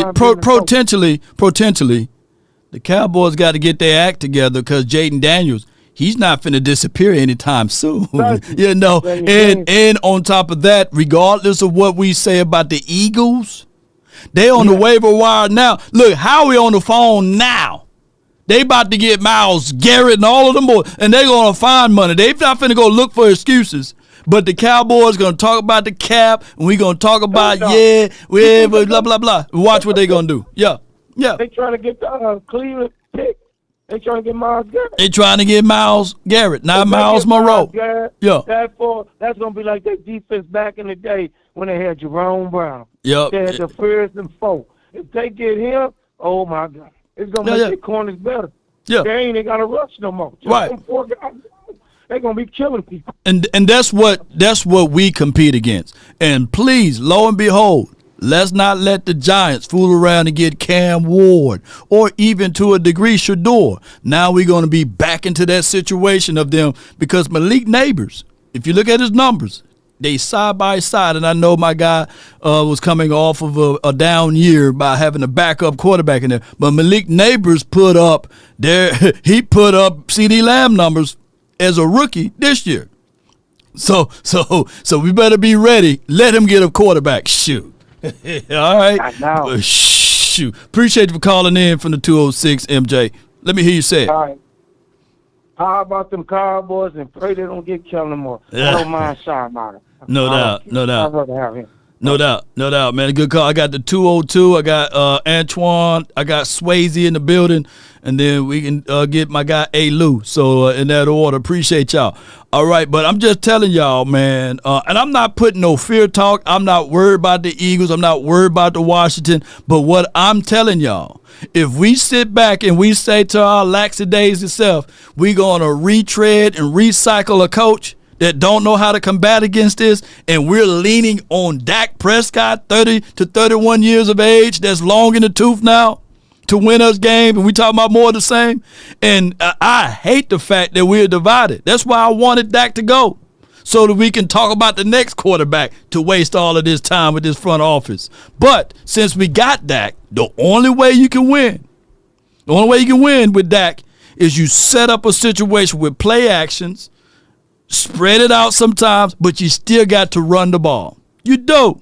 You can't be wee-wooing around this thing with just, let's run this back with CeeDee Lamb when they can roll coverage. No, nobody was worried about Brandon Cooks with stop routes, coming back routes.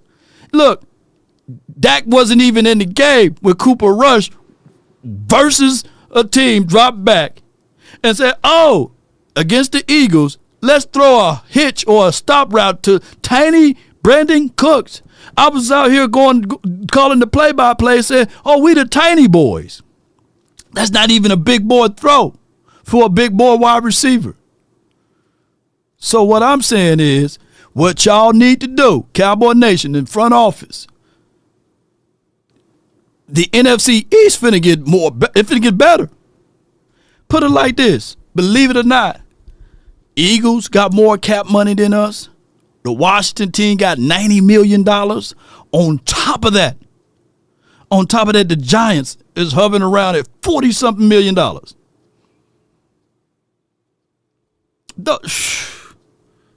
And we talking about X, Y, and Z. Y'all better wake up.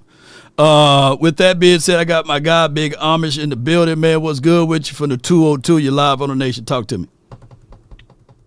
Yeah, Law. Hold on 1 second. Let me. No doubt.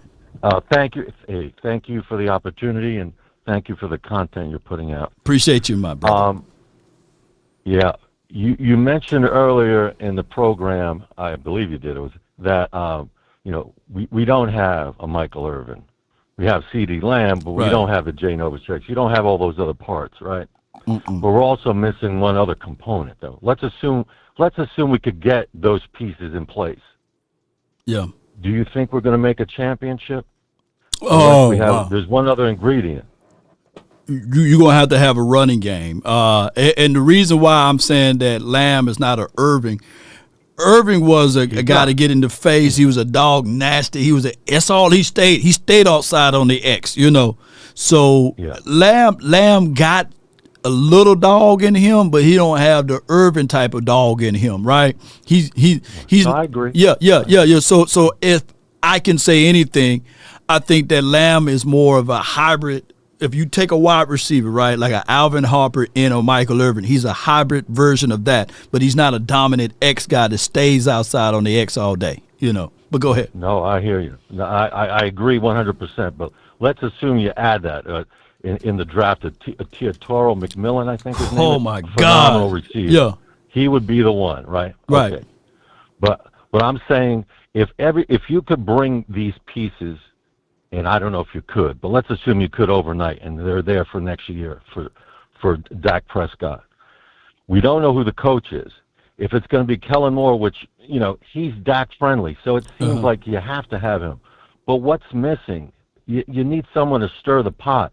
And you need that head coach, you need that disciplinarian to come in and like an iron, you got to drill it into everyone, including Dak. Because I think, the team has quit on Dak as well. I do believe that, the defense, whatever you want to call it, I do believe there's a hesitancy about saying we're going to pull this out. Now, having said that, I'm just saying that's what I see. If you don't have a coach, you almost need, it's kind of like the special teams in the past where Jimmy the Greek would kind of bring it up, but no one would pay attention. What are you talking about? Special teams, a punter, a kicker, but there was value to it. And now we know what it is, right? Right. But the head coach being a motivator and a leader of men is necessary because you have, unfortunately, what Ezekiel Elliott showed this year when he wasn't getting enough playing time. And he shouldn't have, but he went to Jerry Jones to plead his case for playing time is so ridiculous and so demasculating to a head coach, right? That there is no discipline. You couldn't win. Right. You're not going to win the Super Bowl with Mike McCarthy the way things played out, and you're not going to gain that respect back. He had to go. But the question is, what do you do now? Even if you get the pieces for Dak, you're not going to win the championship because guess what? You don't have that discipline in place. So things are going to fall apart. You could get to it, but things are going to just fall apart no matter where you go. You're not going to get that to that Super Bowl, and if by chance you get there, you're not going to win it because that other side, who you're playing against, is going to have that discipline. No doubt, man. You 1,000,000% right, man. I appreciate you, the big Amish Thank man, and you have a good day and a better tomorrow. Good points, man. Matter of fact, great points. That's from my guy. Got Swayze, Antoine, and Alu. Swayze from the 908. You're live on the Nation. Talk to us, bro. Hey, this is Swayze, the objective Cowboys fan. I was listening to that debate. Yo, I ain't gonna hold you, man. $100,000, man. He got to get off that dick, bro. Like I ain't gonna hold you, bro. Like, it's been like I'd never seen him. Have we ever seen $100,000 criticize Dak at all? Just I don't know, make a wrong decision here, or maybe should have ran right there. I don't think I've ever heard him criticize Dak at all. Like, I think that might be his cousin. Like, can we do like a background check, see if that's his cousin or not? Because there ain't no way they ain't the same level, bro. That like Jaden, you know who Jaden Daniels receivers are? It's what's Noah Brown, Simeon Brown. I don't know the Miko Brown. Yeah, he got a lot of power Browns. He do got Scary like, Terry though. He do have Scary Terry. I will give him that. You rather have Scary Terry or CeeDee Lamb? I'd rather have Lamb though. You know. Yeah. Yeah, that's what I'm saying. Yeah. But look, Swayze. Objectively speaking, I think that Noah Brown is better than Jalen Tolbert and Jalen Brooks, by the way. I think that Noah Brown's a little bit better than them, even though I don't think that they ain't really targeting Noah Brown over there. They're not, but the other Brown kid, I like him, you know. But Jalen Tolbert, and I know he was our leading touchdown wide receiver this year, but he had a lot of ups and downs. I would give our wide receiver core when Brandon Cooks is operating from within side the slot. I don't like Brandon Cooks on the outside, but our problem with our wide receiver core is that you had too many of the people running in the same spot. CeeDee Lamb and Brandon Cooks are both running inside the same slot, you know. So when they move Brown on the outside, all they did was, okay, well, we give them inside, we do inside release and force them on the outside. So it's just crazy. But go ahead, bro. Yeah, that sounds good. I mean, obviously Dak has had multiple Pro Bowlers in the receiver position. Like, yeah, he did. Sometimes like you just like I'm talking about in his career before, but like so like at one point like you just have to look at everyone. Like you got rid of 2 head coaches. You about to get a third. He's choosing the coaches. He's choosing Jalen Tolbert. Like that's his best friend. He's part of the decision making of the Dallas Cowboys. Like he's in that room. Like once you get paid $60 million, like logistically speaking, from a company standpoint, they have to factor in your decision making. I mean, what you will want. Yeah, that's what Troy Aikman said. You know, and sometimes as a mom and pop businesses, they do that crazy stuff. You know, I remember that Troy Aikman wanted David LaFleur, and they fooled around and drafted him. And LaFleur never played up or made any sense to anybody roster, and he was probably working at Walmart by now. But I would say this, though. With Dak Prescott and the influence power that he may possess here, they need to step back and let the people in the front office do that, or let the people like the scouting department do that, not him. So I will give you that. I say this all the time. Let people that's skilled at that position do those things, and let the people who's not skilled at that position don't do those things. But we are the Cowboys. That's why I say we are dysfunctional. And you know it's crazy. We're gonna end up getting Kellen Moore too. They were talking about Brian Schottenheimer. Man, we gonna get Kellen Moore the back. Like we about to give him. You thought always only paying Mike McCarthy $4.5. Watch Kellen Moore make it to the Super Bowl. We giving him 12 a year. Like And it's sad too, like because you already see what the decision makings of what Jerry Jones is going to do. But the only thing is the pro about getting Kellen Moore is that you're going to end up getting Ashton Genty because that's what Kellen Moore. He's going to say, hey, Boise. this is what I did with Quan. I need a full-time running back for me to succeed. The same type of offense that Jason Garrett got.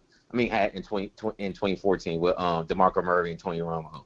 I mean, that's the only good part that you're going to get. You're going to get a similar offense to 2014, Tony Romo and Jason Garrett. But it's like, as Cowboys fans, are you gearing up to watch the rerun of 10 years ago? You kind of get what I'm saying? Like, yeah, to a degree. If you get Ashton Genty in the first, or if you fool around and get any of those Ohio State boys in the third, or fool around and get them guys, and you fool around and get Tet in the first. I mean, I'm quite sure that you will probably sip some Kool-Aid, Swayze. You will probably you probably get around to sipping some Kool-Aid if we got CeeDee Lamb, Tet, and then Omarion Hampton, or one of those Travion Henderson, or even to a degree Judkins. If we had that going on over here, and of course they still probably bring in Kellen Moore, but I think that you would probably sip a little Kool-Aid, right? I mean, yeah. From the start, I'm a Cowboys fan.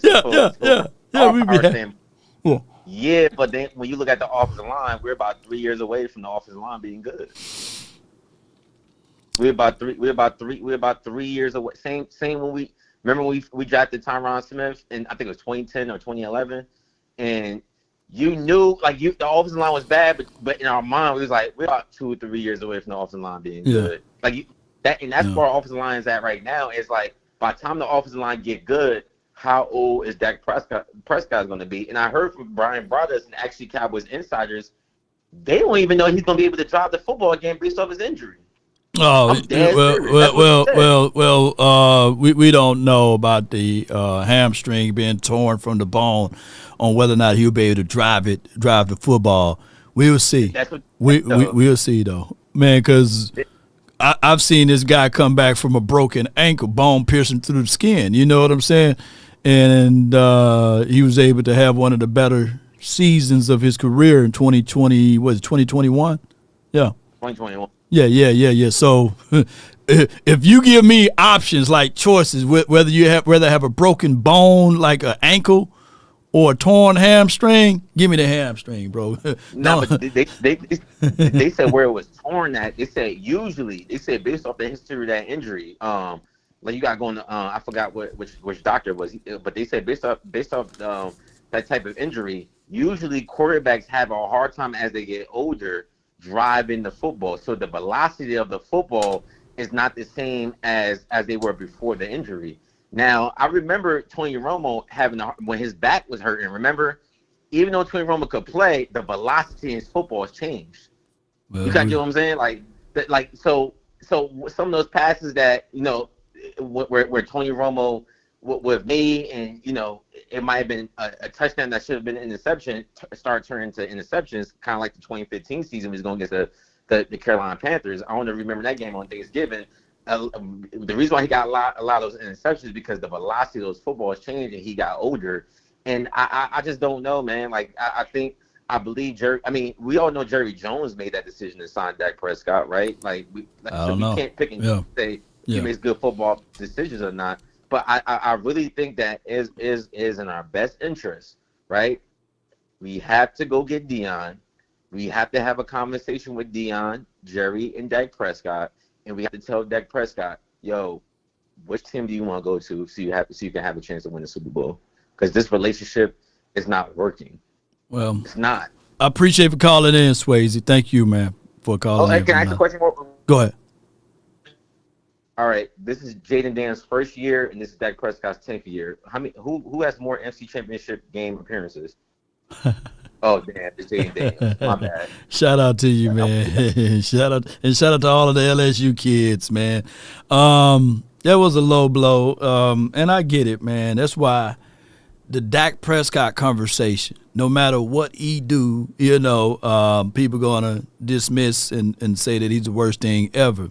And I get it, the longer you here, You become, I think that Batman once said, you be the hero long enough to become the villain. So he's the villain. He's the reason why we've been inept for the last 30 years, right? It's Dak Prescott's fault, and I get that. But to counter Swayze's deal there, when Romo had his back all snapped up and everything, that happened before the year 2014. Tony Romo, when he had his back all snapped up, that was before the year of 2014.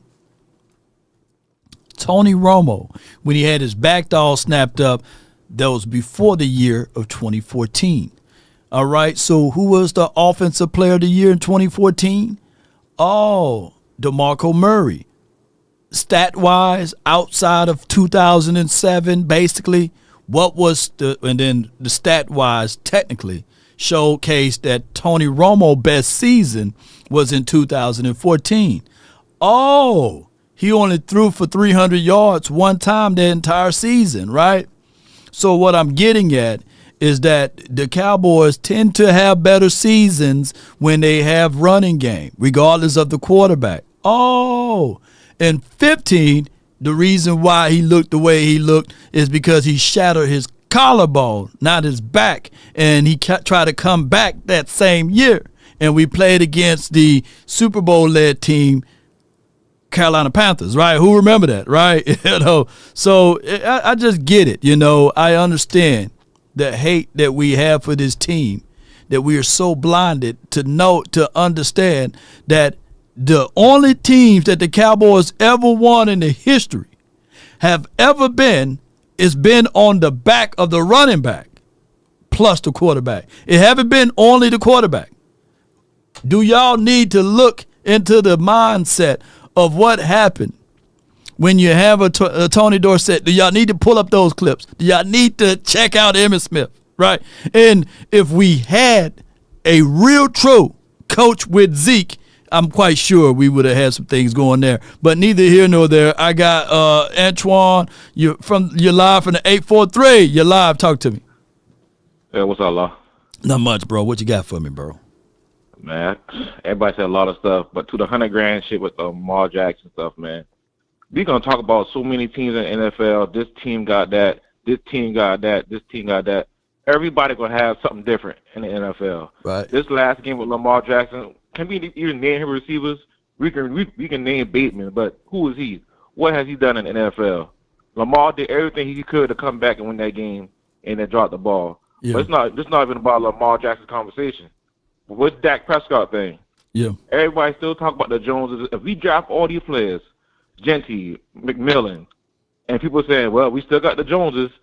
If we draft all these players, we still gonna have the same conversation every single year why we don't make it. We still gonna have this conversation. This is a cultural problem. Every game we lost in the playoffs is situational football. There are instances, like certain things that happen in these games. Yeah. I mean, if we made the right play on that certain play, bro, we could have been in the Super Bowl. Right. But it's situational football that we messing up right now. It's nothing we fall off from. Dak Prescott is not the problem.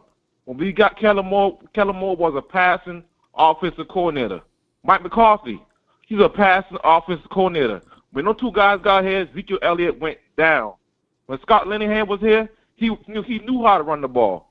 And we strived with that. And we kept that going on with Dak Prescott. Dak Prescott had a Super Bowl, 2 Super Bowls right now. But we still going back and forth trying to compare him to other quarterbacks for what? Every team will have something different. So there's this fucking conversation. This shit is annoying. It's so annoying. Oh, and you know what? You know why I love this call right here, bro? Because I know how much you went to bat for Ezekiel Elliott in run game. Because the things just don't match. Dak Prescott, even though he can put up the numbers as far as passing, he's not that guy that you want to pass for that many times. You know, you've been hearing me for many of years saying I want Dak anywhere between 24 and 27 attempts. Right? And I've been saying that for a long time. And you got two guys that's pass happy. I'm not saying that Dak Prescott can't pass, but what I've been saying is you put run game behind the brother, because think about it. Not Pat Mahomes, but Lamar Jackson.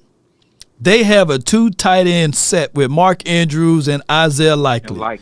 Yeah, and that's the formation that if you put Dak in that system, maybe he would flourish. That's the kind of caliber of coaching that you would like to see Dak Prescott under. But when the Cowboys drafted Dak, they said, okay, what we want you to do is throw it from the pocket. We want to keep you inside. We don't want to have you doing a spread offense. Keep in mind, they was trying to replicate. They wanted him to be more of a pocket passer like Tony Romo. Remember, They tried to change him. They tried to change him. Ezekiel Elliott wasn't drafted for Dak Prescott. He was drafted for Tony Romo because they tried to go back to 2014. Now, Zeke, an elite offensive juggernaut weapon for the 2016. We caught lightning in a bottle. Everything about football is about momentum. You're supposed to marry what you did the previous year to the next year and change. But the next year, Zeke was out 6 games, and we drafted tacos. We didn't drafted nobody on the offensive side. Tacos and somebody that's not even, most of the guys not even in the league anymore. I think the only one that's still here is Jordan Lewis, right? But that's it. We can't even name the offensive people that we drafted in 2017.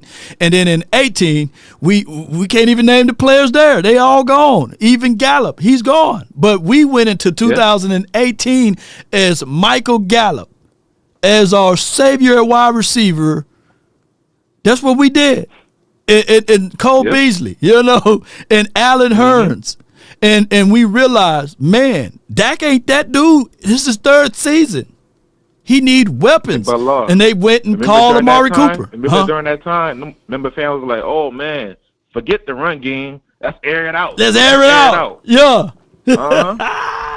And then the following year, don't these sound like excuses, but these are facts. Yeah. These are facts.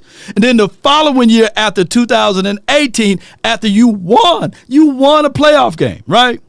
What did we do in 2019? You go in with the same philosophy that we had this past season, whereas you have your coach in a lame duck season. Yeah. I mean, everybody's contract was over with. We still finished the season 8-8. But if we win, if we win, people fail to realize, if we had a winning season that year, we would have renewed Jason Garrett. We would have renewed Jason Garrett for 5 years. We would have. Yeah. So by Jason Garrett being axed, we had to usher in the fact that we had to tell the Joneses, come on, anybody. That's when the statement came. Anybody but Jason Garrett. And what did they do? They went and got a bigger Garrett, because he wasn't successful since 2010. Then oh my over gosh. Over the past couple of years, you've been saying the same thing. Oh my Everybody gosh. trying to reinvent the wheel, talking about, oh, you don't need a running back, don't do this, don't do that. You kept telling them, football is nothing new. You can't reinvent the wheel. You always gonna need a run game. I don't give a damn who you got. You always gonna need it. Oh my That's all I gotta gosh, say, man. Man, good call from you, bro. Yes, indeed, good call from a man. And don't y'all see the recycling of the same thing? Look, when you see the young Tony Pollard, he was on the shelf. There's been literally playoff games that Tony Pollard had 3 touches in garbage time. Look up 2021. He had 3 touches.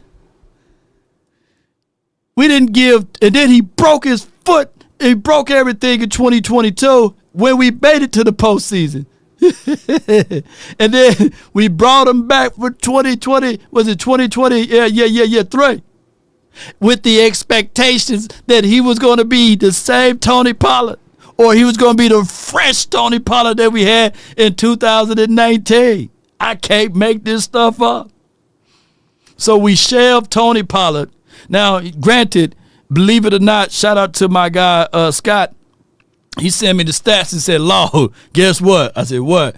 Rico and Tony Pollard got the exact same yards last season, the exact same yards to the letter, But all of a sudden, we're supposed to win with this dysfunction, because we paid a man coming off of an injury or franchise. Did we hold on? Did we franchise tag Tony Pollard? Did we franchise tag? Look, can somebody help me out? Did we franchise tag the running back? What did we do? Did we pay them? We did something with Tony Pollard.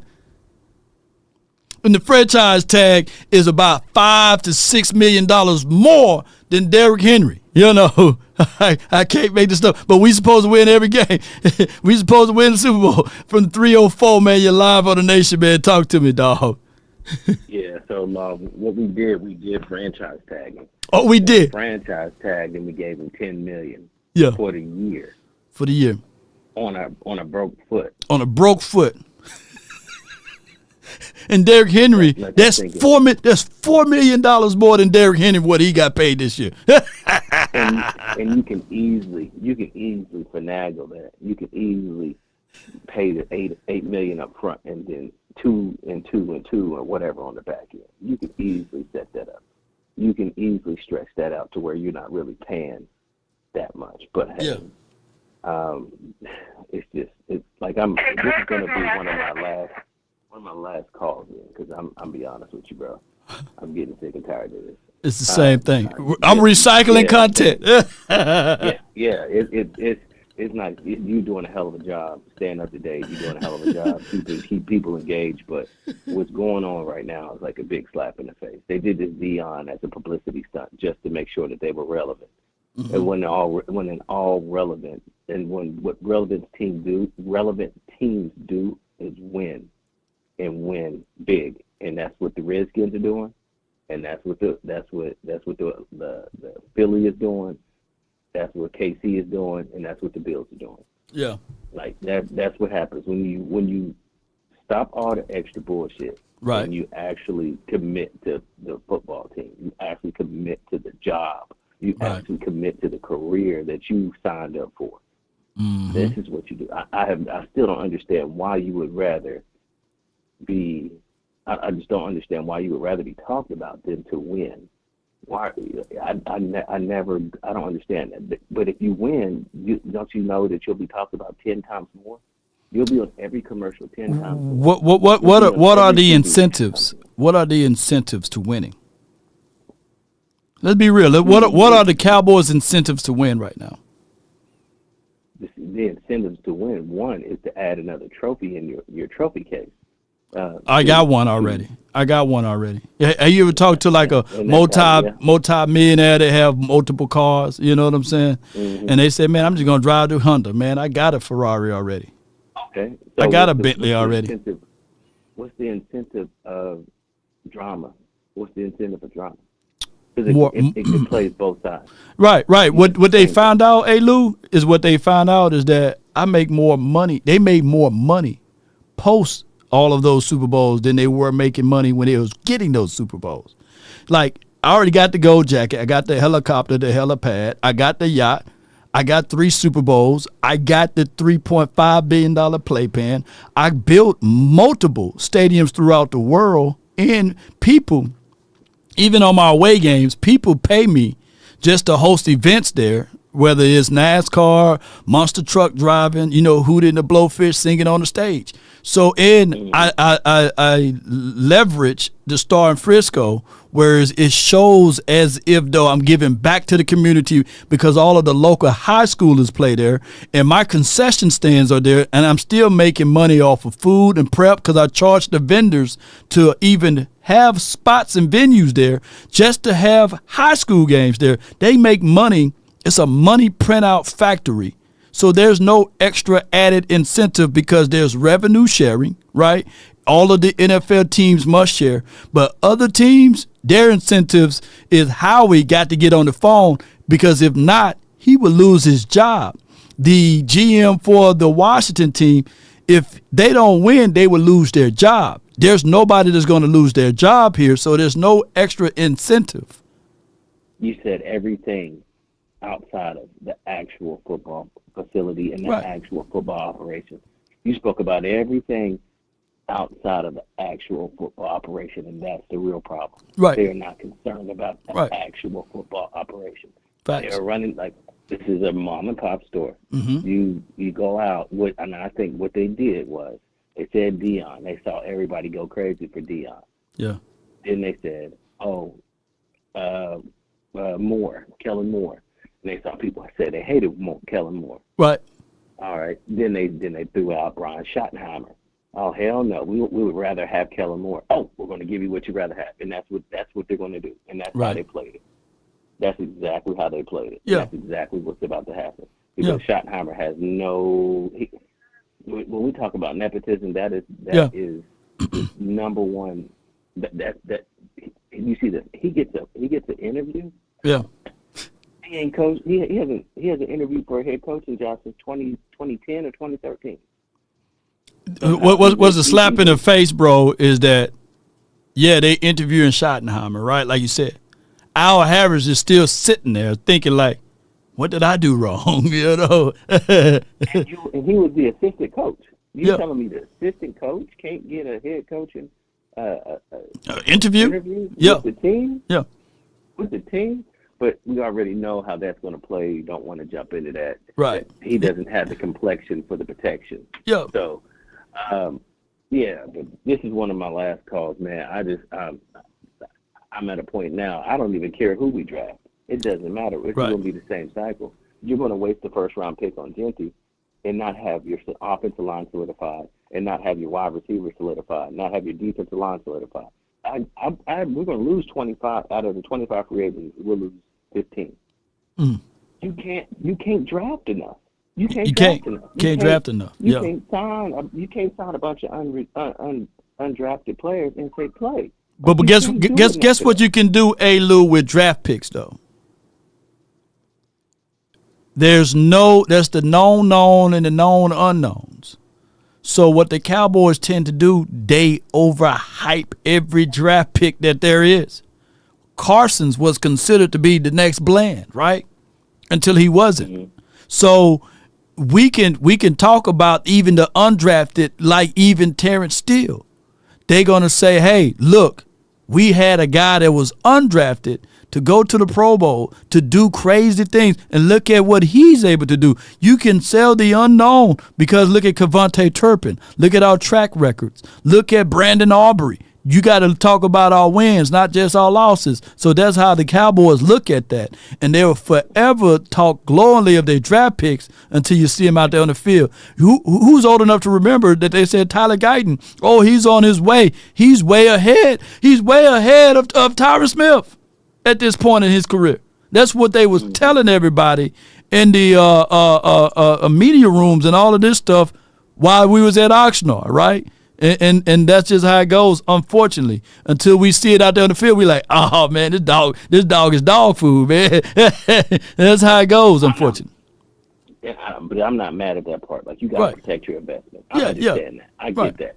But you have to be smart with what you invest in and who you invest in, because at the same time, that 6 days you have too many offensive line on the board that you could go a different route and to make a better investment. And they were tackles.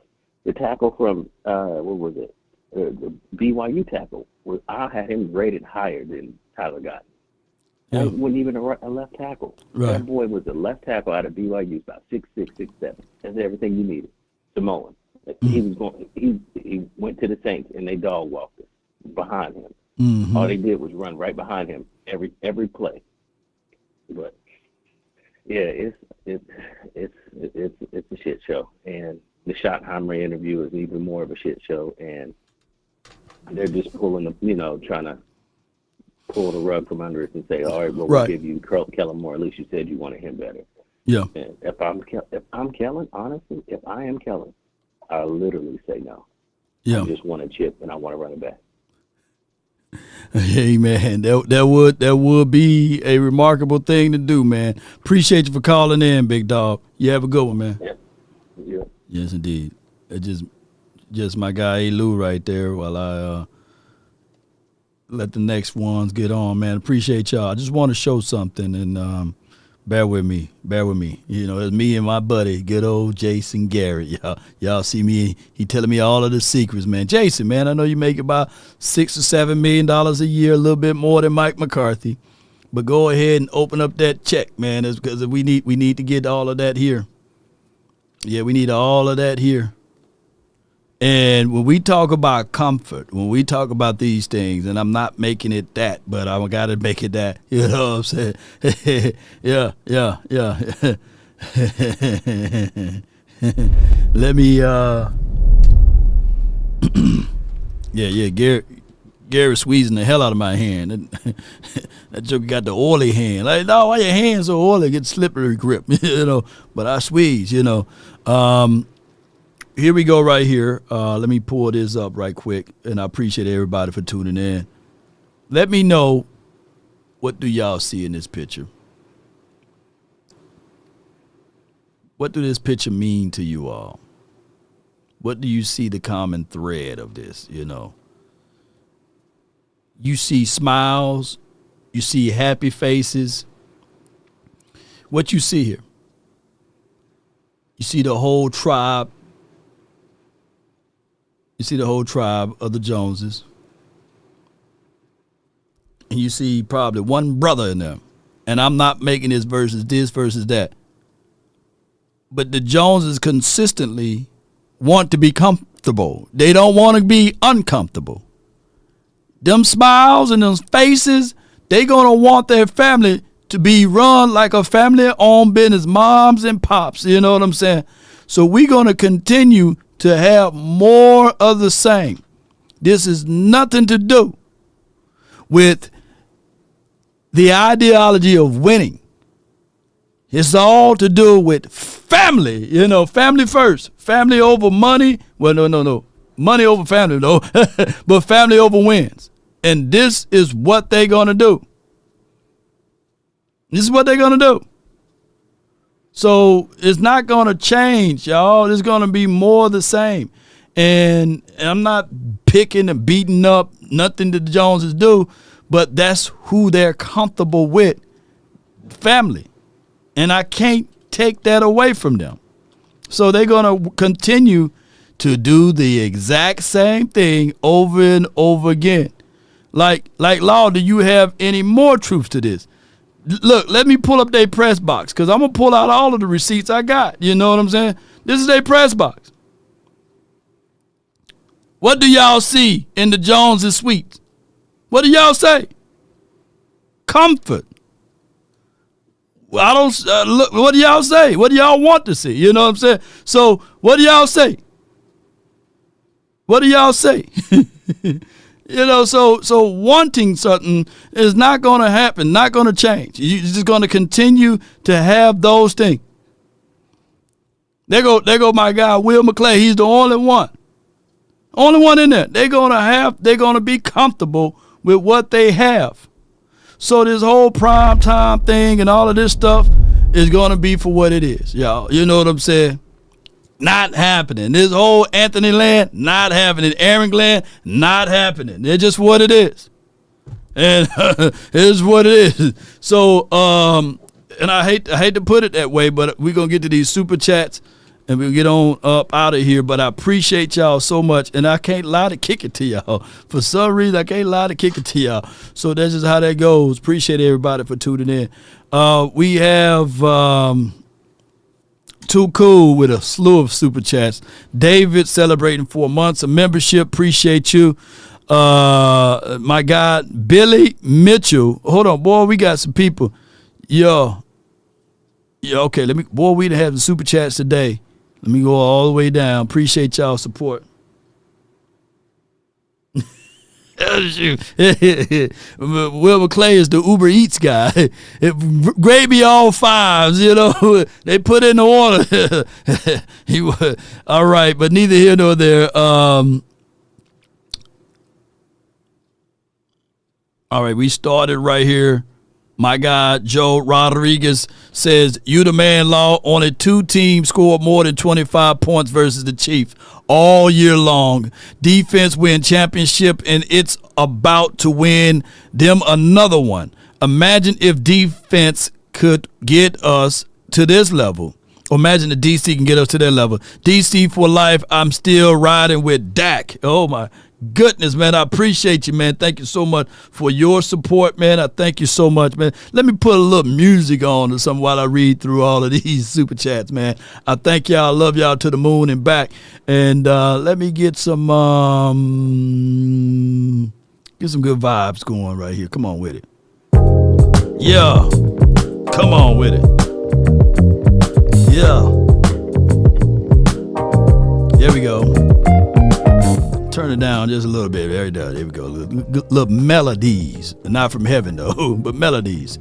Yeah. So appreciate you so much, Rodriguez, man. Appreciate you, man. Thank you so much. Yeah. Take the money out, all of it. All right, we got Billy for the 1999. Boy, we a part in the 1999. Billy Mitchell says, Law, I feel that our Cowboys will not be successful until we get rid of the crazy Jones family. Take the money out. No doubt. All right, Toko, he says, man, we had CD, Cooper, Zeke, and Pollard. Dak had that with the offensive line, I guess. KC never had a top 5 running back. Don't take $40 million a year and can't be a force multiplier. Take the money out. All I can say is, to anybody explaining anything dealing with the Kansas City Chiefs, just stop it, man. They got Taylor Swift, baby. Take the money out. We got to stop comparing Kansas City Chiefs to anybody, man. You know, they got a billionaire on their side. She can make the phone call to the aficionados and say, hey, you better call that play right. That was a foul. That was a flag. And he go missing up the next 2 weeks. I'm just joking. Too cool with the 199 for your mind. CD and Parsons tired of Dak stuff too. Take the money out. I don't know, man. I think that CD, he is a little disgruntled guy, but I don't think that he hates Dak Prescott, by the way. Parsons, I think Parsons more of a go along, get along guy. I'm just being real. Too cool with the $9.99 for your mind. TC, he says 100 grand. I know exactly what I'm saying. You talk about absolutely nothing. Facts is the man is making $60 million a year. And if you swap Dak with Pat Mahomes, KC is not winning rings. You frying chicken with water. Oh my gosh. Take the money out. Wait a minute, I got to evaluate that part now. Come on.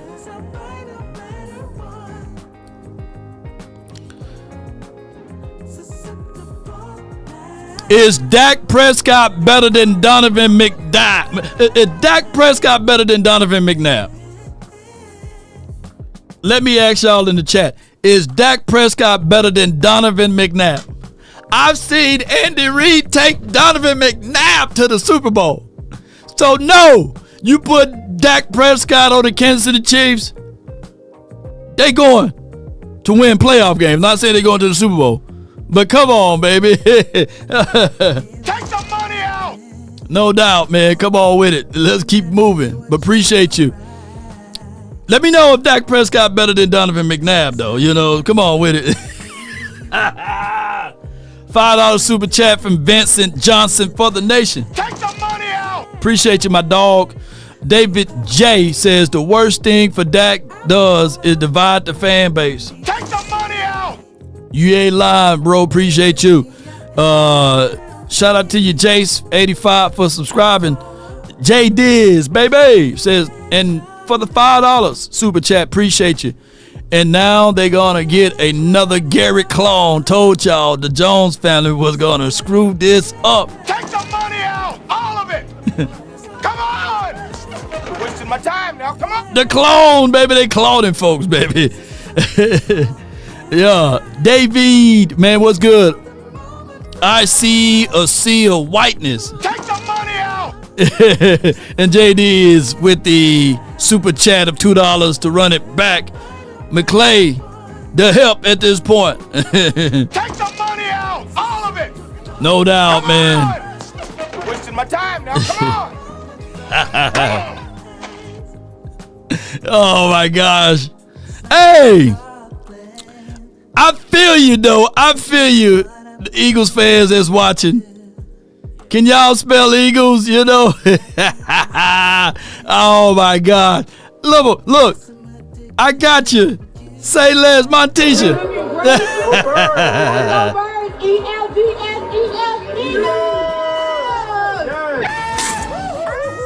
me hear you all say E-L-G-S-E-S, Eagles! Let's go, Birds! Let's go, boy. Spelling is not a requirement in Philly. That's why y'all probably say Philly instead of Philadelphia. Oh my gosh. I can't take nobody serious that root for the Philadelphia Eagles now. Yeah. Boy, I'm telling y'all, boy, y'all crazy over there, man. I'm telling y'all the truth. But on our way out, shout out to y'all for supporting the nation, man. But man, maybe that's what we need to do, Philadelphia, you know. Maybe we need to start spelling Dallas wrong, you know. Let's go Dallas. D-L-A-L-A-S. Come on, baby. Wait a minute. Well, Troy, you the good people. You the good people, Troy. If you live in Philly, you know. Because she did have on green, didn't she? She had on some green. Let me hear you all say E-L-G-S-E-S, Eagles! Wait a minute. Let's give the breakdown. Watch. She had to switch the heads. Watch. Let me hear you all Let me say hear. Let's switch the heads. Let's go, Birds! She forgot to switch the syllables and the vowels.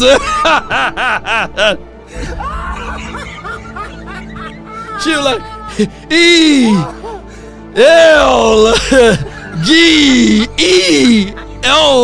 Let's go. If you want it, you can get it. Let me know. And she's in leadership over there. Man, Troy, you might live over there in Philly land. I know you ain't rooting for them. But damn, who's voting for these people and they putting in office over there? I meant to go E-G. Take the money out, all of it. Yeah, appreciate you. Thank you so much, man. Take the money out, all of it. Come on. Wasting my time now. Come on. Come on. Ladies and gentlemen, as I almost lose my voice, I'm going to tell you this true story, by the way. Life is what it is. The pursuit of happiness. And right now we are in shambles, regardless of the situation. We can't stand the Washington. We can't stand the Eagles. So we got to be rooting for the AFCs. I don't give a dog if it's Joshua Allen or if it's Money Pat Mahomes. We got to be dedicated and determined that one of those teams lift up that Lombardi trophy. Yes, that No Child Left Behind. They should have left that mayor behind. May she not get no grants to help them out over there. Come on, lady. Yes, the requirement should be that you know how to spell eagle. But I would tell you, if you want a thing bad enough to go out there and fight for it, to work day and night, to give up your time, your peace, and your sleep, if all of your desires of it makes you quite mad that you don't get tired, and it makes you hold everything taut and cheap, if life itself seems empty and useless without it, and all that you scheme and dream is about it, if you'll gladly go out there and sweat for it and fret for it and even can't even spell for it, but if you will simply go after the thing you want with all of your capacity, strength, and sagacity, with faith, hope, and confidence and stern pertinacity, if neither cold or the poverty or the famish or the fame or even Montisha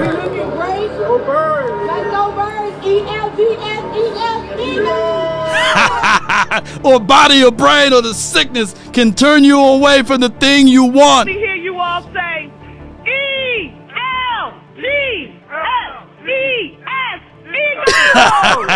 If darker the grave and besiege and beset with the help of Almighty and the ball fist, even if you got it wrong, you got to continue to go through it. You see, when she stumbled and when she was scraping and crawling and she knew that she didn't have it, she kept on saying, let's go. If you want it, you can get it. Let me know. Yeah. So maybe this can help her out. You know what I'm saying?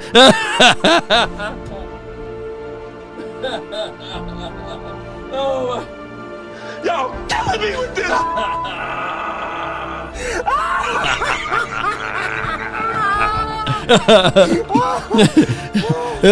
They winning in Eagles land, but they damn sure they winning no spelling bee. Oh my gosh, man. If we offended anyone, just charge it to my beard, not my heart. But we offended an Eagle fan. You just offended. Let me hear you all say E-L-G-S-E-S. Eagles! Let's go, baby. Let's go. Whatever that bird is. I don't know what that bird is. I don't know if that's a bird. But in the words of prime time for your mind, come on with it.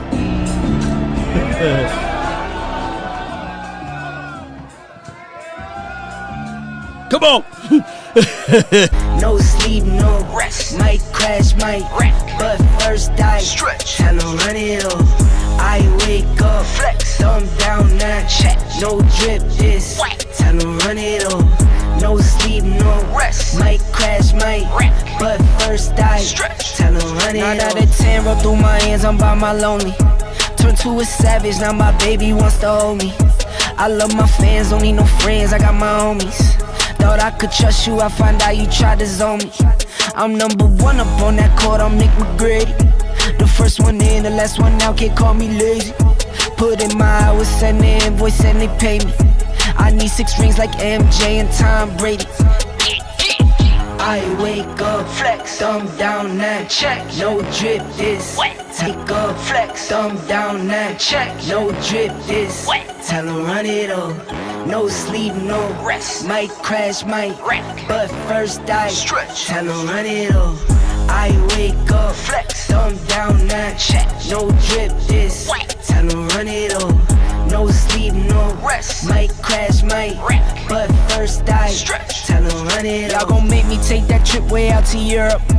I call up Nigeria, come through in a hurry. Those London boys don't come to play, you should get worried.